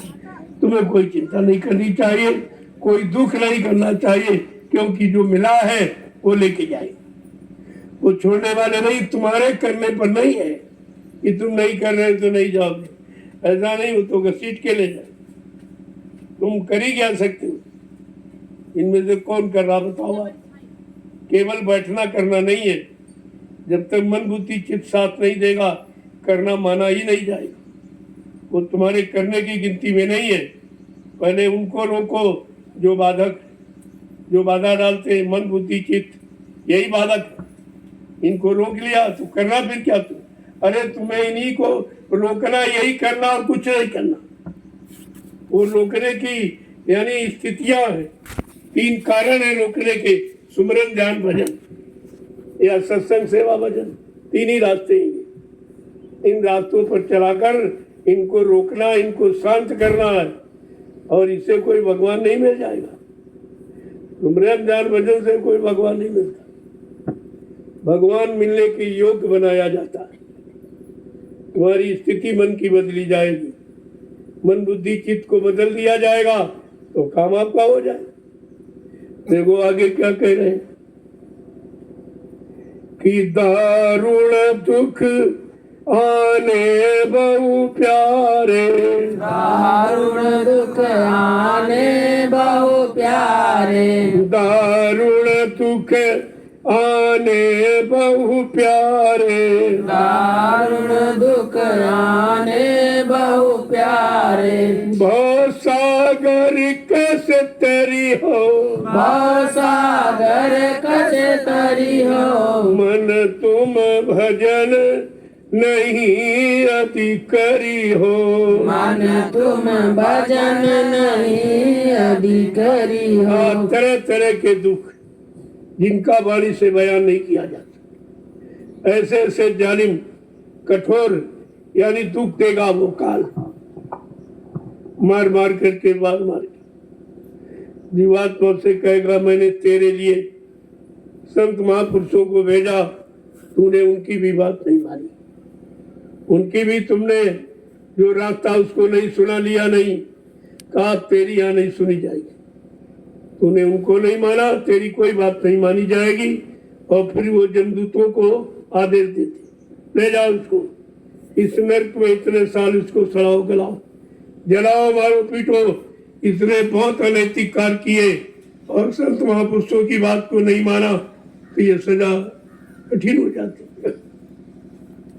आगे क्या कह रहे हैं कि रक्षक कौन तुम्हारा होगा, रक्षक कौन तुम्हारा होगा रक्षक कौन तुम्हारा होगा, रक्षक कौन तुम्हारा होगा गुरु का पंथ न धरी हो, गुरु का पंथ न धरी हो मन तू भजन नहीं अधिकरी हो, मन तुम भजन नहीं अधिकरी हो कहते तुम्हारा कोई रक्षक, कोई बचाने वाला, कोई हमदर्दी करने वाला नहीं है। अगर तुमने गुरु का रास्ता नहीं पकड़ा तो दूसरा कोई रास्ता ऐसा नहीं जिस पर तुम्हारी रक्षा हिफाजत हो जाए।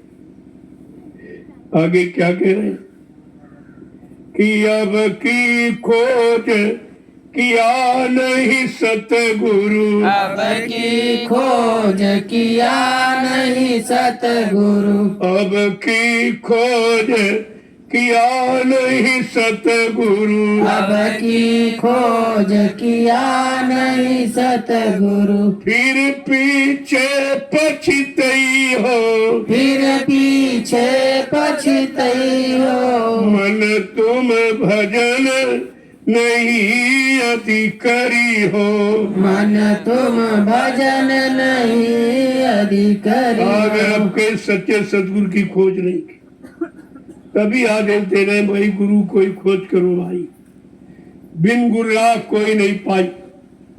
लेकिन जीव के बस की बात नहीं कि सच्चे गुरु की खोज कर ले, उसके बाद कौन सी पहचान। इसलिए वो बिना बुलाए बिना खोजे ही आपको मिल गए, वो खुद ही मिल गए चल के, आपको खोजना ढूंढना नहीं पड़ा, खुद ही आपके पास आ गए, आपको मिल गए और आपको एहसास करा दिया। देखो ये दया कैसी होती है, क्या होती है, ये सब एहसास करा दिया आपको। कह रहे कि अगर तुमने सच्चे सदगुरु की खोज न की तो तुमको जीवन भर पछताना है, क्योंकि और जी किसी योनि में जाकर आप खोज नहीं कर सकते। वो ज्ञान ही नहीं है, वो भाव नहीं, भक्ति कुछ नहीं है, वो तो भोग वाली योनियां है ना, खाओ पियो बच्चे पैदा करो, उसके अलावा कुछ नहीं। ये रास्ता आपको मिला है तो सच्चे सदगुरु की खोज। अब सच्चा सदगुरु कौन है, झूठा कौन है, असली कौन, नकली कौन? तो कहते कि नाम कमाई में जो पूरा वो सच्चा सदगुरु है। जिसके पास नाम की कमाई, नाम की धरोहर, नाम का खजाना है, वो सच्चा वो उस खजाने से सबको दे सकता और वो सबको ले जा सकता। ये सामर्थ्य शक्ति है। तभी तो इस समय कलयुग के जीवों को कुछ नहीं करना, केवल अपनी जगह बने रहो। ये भी नहीं कि सब भटक गए, सब जगह से भाग गए। पहले ही बताया मेरे भाई कुछ नहीं कर सकते तो पड़े रहो दरबार में, इसमें तुम्हें क्या करना। दरबार में पड़े रहो, खाना तो मिलेगा, कपड़े मिल जाएंगे, और आपको चाहिए क्या?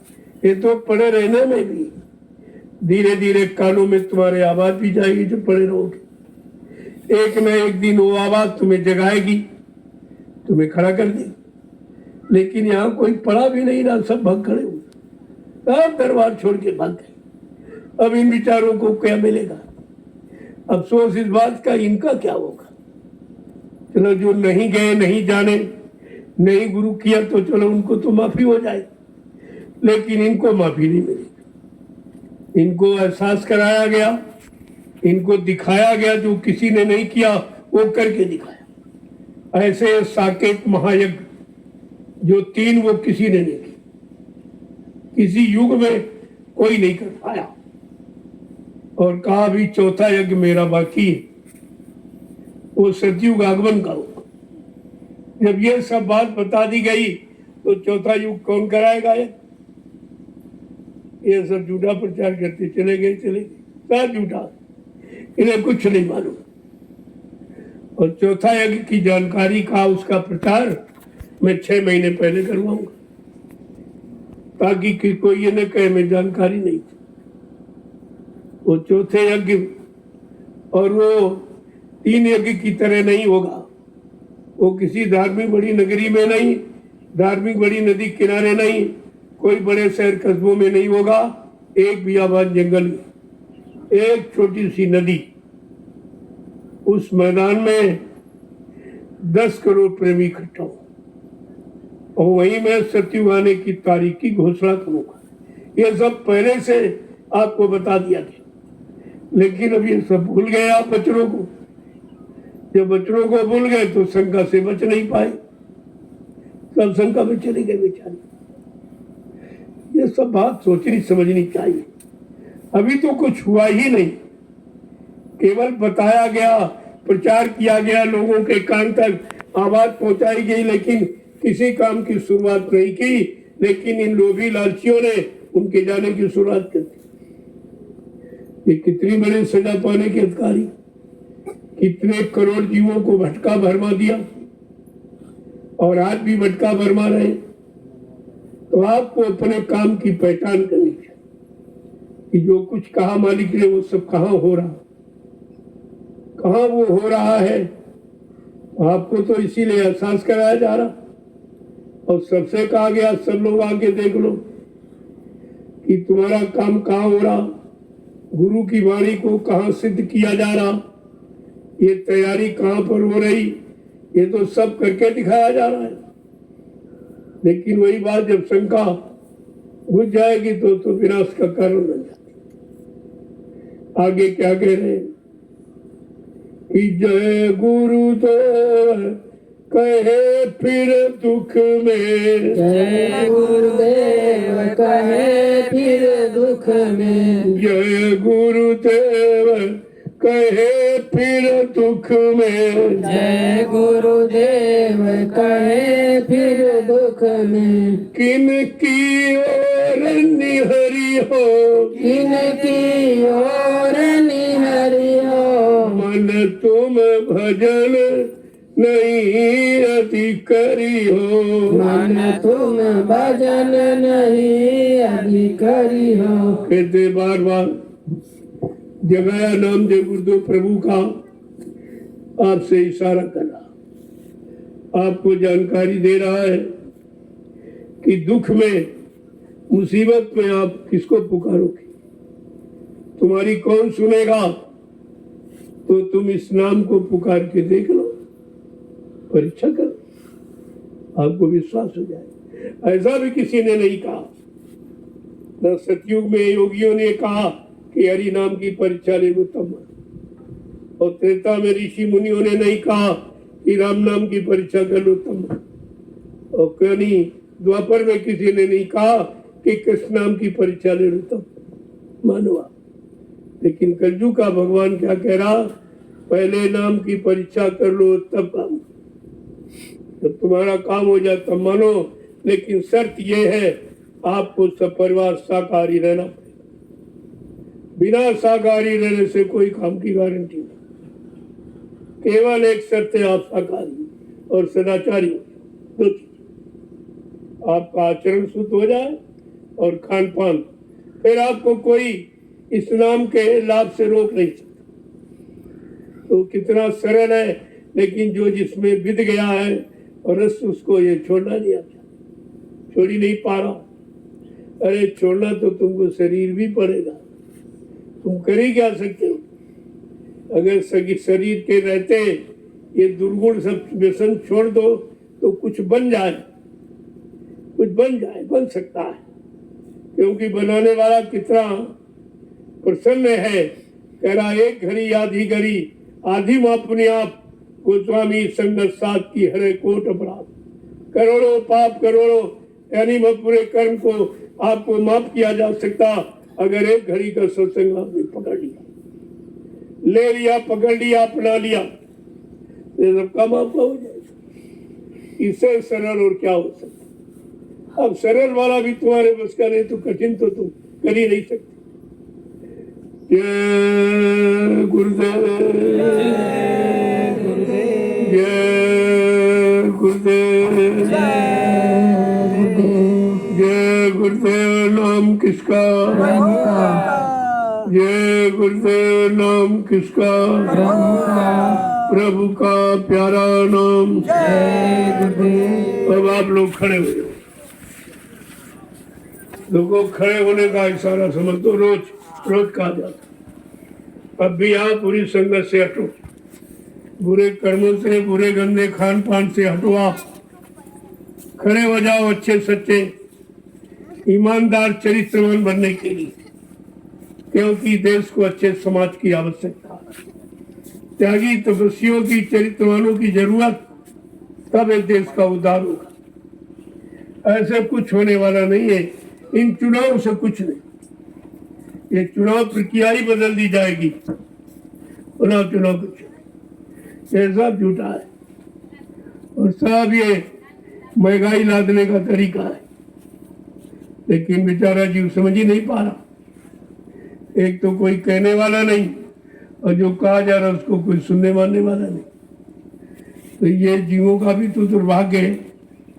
इस भारत की जनता का दुर्भाग्य, तुमको ऐसा राजा मिला जो तुम्हारे हित में नहीं है, तुम्हारे भले में नहीं है, तुम्हें अच्छा बनाने में, चरित्रवान बनाने में, शाकाहारी सदाचारी ब्रह्मचारी बनाने में जिसका कोई सहयोग नहीं। ये भी दुर्भाग्य है, ये भी जीवों का दुर्भाग्य है। यथा राजा तथा प्रजा, धर्मी राजा धर्मी प्रजा, ये सिद्धांत है। जब तक इस सिद्धांत पर नहीं खड़े होंगे, चाहे राजा चाहे प्रजा, कोई भी संपन्न नहीं हो सकता, कोई सुखी और शांति में नहीं रह सकता। ये सब आपको ध्यान में रखना चाहिए। जय गुरुदेव, जोर से बोलो, सब मिल बोलो, बोलना होगा, अभी से बोलो। दुख दर्द हरेंगे, सब कष्ट मिटेंगे, सुख शांति भी देंगे।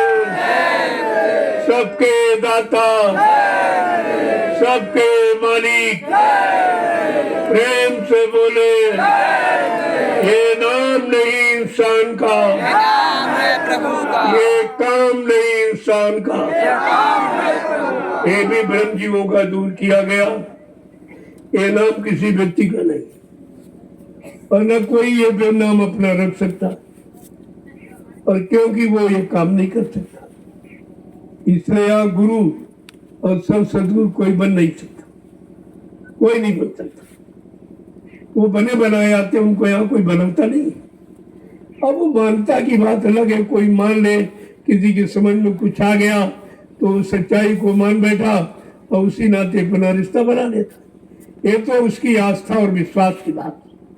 वैसे कोई यहाँ बनने नहीं आए। जितने संत महात्मा है, उन्होंने अपने आप को न संत का, न महात्मा का, न गुरु का, कुछ नहीं कहा। जो सेवा का काम मिला है वो करूँगा, जो गुरु ने सेवा दी है उस सेवा को करो। अब ये है, जब गुरु के नाम की सेवा करोगे तो लोग तुम्हें जय गुरुदेव भी कहने लगे। वो कहते ही हैं, आप गांव गलियों से निकलो तो कहते हैं भाई जय गुरुदेव कहाँ जा रहे हो।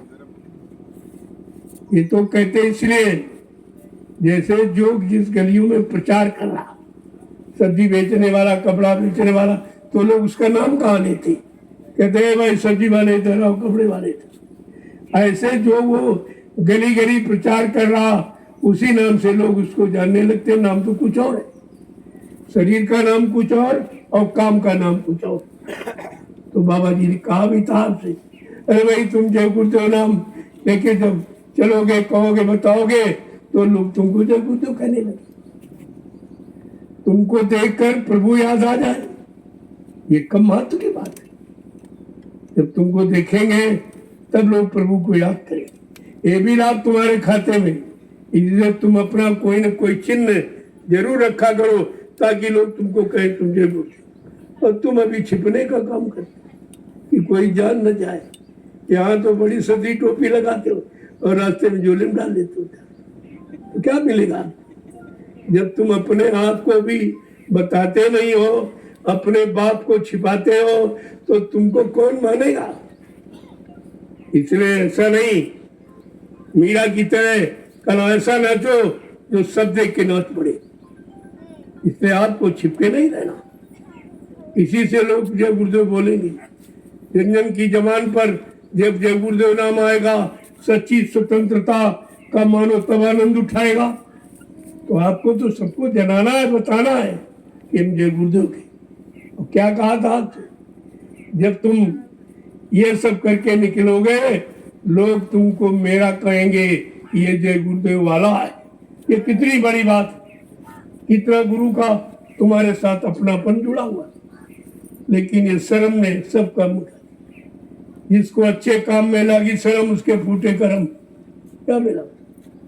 तो सब तुम छिपने ही वाला काम करते हो। तुम्हें कोई जानता नहीं, तुम ये समझते लोग न जाने कि जय गुरुदेव, तो तुम्हें फिर मान्यता कैसे मिलेगी? ये भारत की जनता ही तो मान्यता देगी, और तुम उनसे छिप रहे हो। अच्छा काम करने में छिपोगे और बुरे काम वाले कोई नहीं छिपते।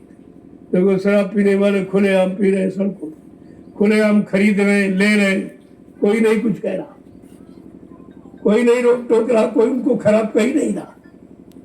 तो तुम क्यों छिपते हो? अच्छे जब सच्चे और बुरे काम में लोग नहीं छिप रहे, सीना खोल के कर रहे, तुम तो इतना अच्छा कर रहे हो, खुद तुम्हारा भला हो और नाम को जो लोगे उनका भला हो जाए। जय गुरुदेव। चलो आज कौन सी सेवा है? वहाँ निराई हो गई, कुटी पीछे जो मूंगफली खेत था, तो कुछ लोग वहां चले जाओ, बाकी सफाई कर दो। वहां तो धूप हो गई, बिना कहे सवेरे जल्दी उठो, ये काम, ये सेवा पहले कर, सेवा कर लो, बाद में बजी सत्संग में आ जाओ। ये सुबह ओस में आपको कांटा नहीं लगेगा, इसमें धार होती है। जैसे धूप होती जाएगी, धार एकदम कड़ी सीधी हो जाती, टाइट हो जाती, तो आपके हाथ को फाड़ देगी। ये ओस में काम किया, और फावड़े से करो, एकदम साफ कर दो। यहाँ पर वो झंडा गाड़ दिया जाएगा भूत प्रेत वाला, और लोग ठहरेंगे भी, क्योंकि 15 अगस्त जगह हो तो इतनी है नहीं कहीं, वहाँ तो ठहरेंगे, लेकिन यहाँ भी ठहरेंगे। ये अपना जितना है ये सब साफ कर दो जाता, क्योंकि तुमने मोल ले लिया, ये तुम्हारी गाड़ी कमाई से खरीद लिया गया। अब इसको साफ कर लो, अपने बैठने रहने के लिए बढ़िया जगह तैयार हो जाएगी, अच्छा रहेगा।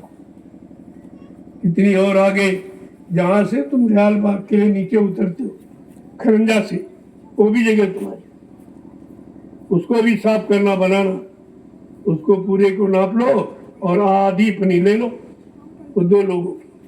फिर कोई और हिस्सेदार, उससे में क्या मतलब, उसको पूरा नाप लो डोरी से और आधे पर निशान लगा लो, बस वहीं से अपना मेल डाल दो। आप आने जाने का रास्ता अपने में होगा, कोई रोक लो नहीं सकता। हमने सारे रास्ते खरीद ली, तुम्हें कोई नहीं। ये भी रास्ता था दयाल बाग के लिए, नहीं, ये भी आपका हो, और वो भी देखो रास्ता निकलते थे तो वो भी आपका हो गया। धीरे धीरे मालिक की दया हो जाएगी, लोग खुद ही समझेंगे कि एक अच्छे काम में सहयोग करना चाहिए। हम तो कहते हैं हमसे पैसे भी ले लो और मैं दान भी तुम्हारा मान लूंगा कि तुमने आश्रम को दान दिया, जमीन पैसे भी ले लो, ऐसा कोई नहीं कहेगा। दान देने वाला तो कुछ लेता थोड़ी, लेकिन मैं दान भी दो और मतलब पैसे भी दो, दोनों काम तुम्हारे हो जाए और जमीन आपकी अच्छी जगह लग जाए तो पड़ी है बेकार। ये सब अच्छी जगह लग जाएगी, काम हो जाएगी। धीरे धीरे अब आप देखते जाइए, व्यवस्था बन जाएगी सब। तो जब कोई बड़ा कार्यक्रम होता है तो सरकार भी जगह को इलाज करती है, उसके द्वारा आपको मिल जाएगी, ऐसा कुछ नहीं है। लेकिन पहले जहां तक हो सके प्रेमियों का धन लग जाए तो उनको लाभ मिल जाए, नहीं तो सरकार के खाते में चला जाए। मैं ऐसा नहीं सोच रहा हूँ किसी का ऐसे ले पैसे लेकर, ताकि उसका भाव न बिगड़े और आपका परमार्थ न बिगड़े। ये दोनों बातों को ध्यान में रखा जाता है। ये धीरे धीरे मालिक की दया हो रही है, ये सब अच्छे काम में लग जाएगी। जमीन तो यही पड़ी रहेगी, कौन ले जाएगा, लेकिन अच्छे काम में लगाने वाला कोई नहीं लगा सकता। ये काम किसी के बस का नहीं। सबके अंदर स्वार्थ जा गया, जमीन मिल जाए, मकान बना ले, दुकान बना ले, खेती करेंगे, लेकिन ये आश्रम बना दिए, कोई नहीं करेगा। ये काम सृष्टि में कोई नहीं करता। ये कितना बड़ा काम हो रहा, अगर इसमें इन प्रेमियों का सहयोग हो जाए, हमसे पैसे भी ले लो और आप दान भी कर लो, तुम्हारा दोनों तरफ से कल्याण हो जाए। समझ में आ जाए तो ठीक है, नहीं तो कुदरत समझा देगी। जय गुरुदेव। चलो आप लोग धीरे धीरे सेवा में लगो, शाम को मिलूंगा। शाम को सेवा के बाद जब आओगे तो सुमरन ज्ञान भजन और इसके बाद प्रसाद देता। आपको रोजी मिलेगा, चिंता मत करो, ऐसा नहीं है। लेकिन इस समय सेवा में नहीं, आप भजन इसमें और देर हो जाएगी और धूप पड़ जाएगी, फिर काम आप नहीं कर पाओ। इसलिए धीरे धीरे मतलब यानी इसको करने की कुछ दस्ताने खरीद लो। दस्ताने आते हैं, खरीद लो, उनको पैर करके सब काम आप हमेशा करो, उनको ले लो और पैर लो, अपने साथ रखो, हमेशा सेवा में काम आएगी। जब यहाँ आओ अपने साथ लेके आओ और फट से जो सेवा करो। आप तरीके काम के बहुत, ऐसा नहीं कि तरीके नहीं, तो यहाँ कोई बहाना नहीं चलने वाला। जय गुरुदेव।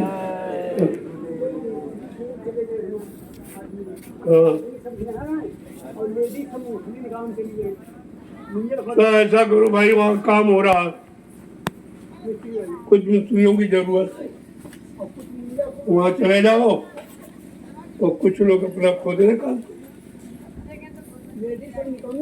वो रेडी जाएगी, रेडी थोड़ी खोदी। जितनी महिलाएं वो निराई का काम, जब खुदाई आपसे नहीं हो पाएगी, बहुत बड़े बड़े मतलब उसके खोदना कठिन है। वो खोदते जाएंगे और जो लोग वैसे कमजोर उनको ये उठाते जाएंगे, उठा करके हिला के मिट्टी निकाल के एक जगह जमा कर। सब लोग अपने अनुसार यानी सेवा चुन लो, तो जिस लायक है कर सकता आप करिए, तो बना नहीं आप।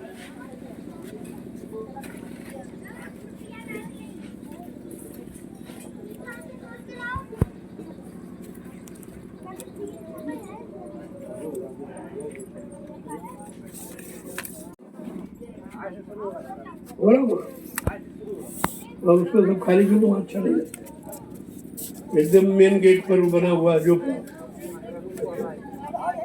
उसको पीछे कहीं रखवा दो। ये जो पूजा घर बना है उसको हटा दो, वहीं पर रखवा दो। वो किसी प्रयोग का है नहीं, जब कभी वो देखा जाएगा। सामान को सुरक्षित रख लो और वहीं पर ये लगा दो उसको, तो जगह बहुत बड़ी हो।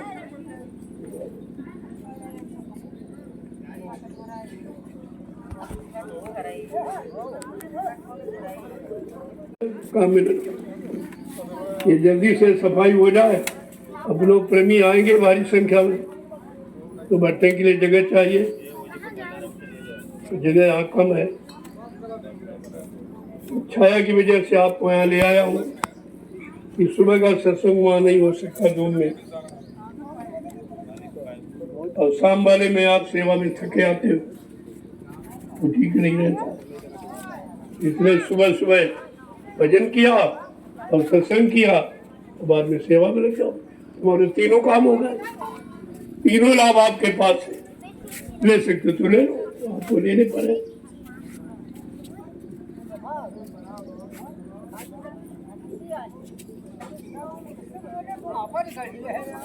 इनको बांस फूस बदली दो, जहाँ लगवाना वहाँ लगवाइए। आप सारे समय लेके आए हुए हैं।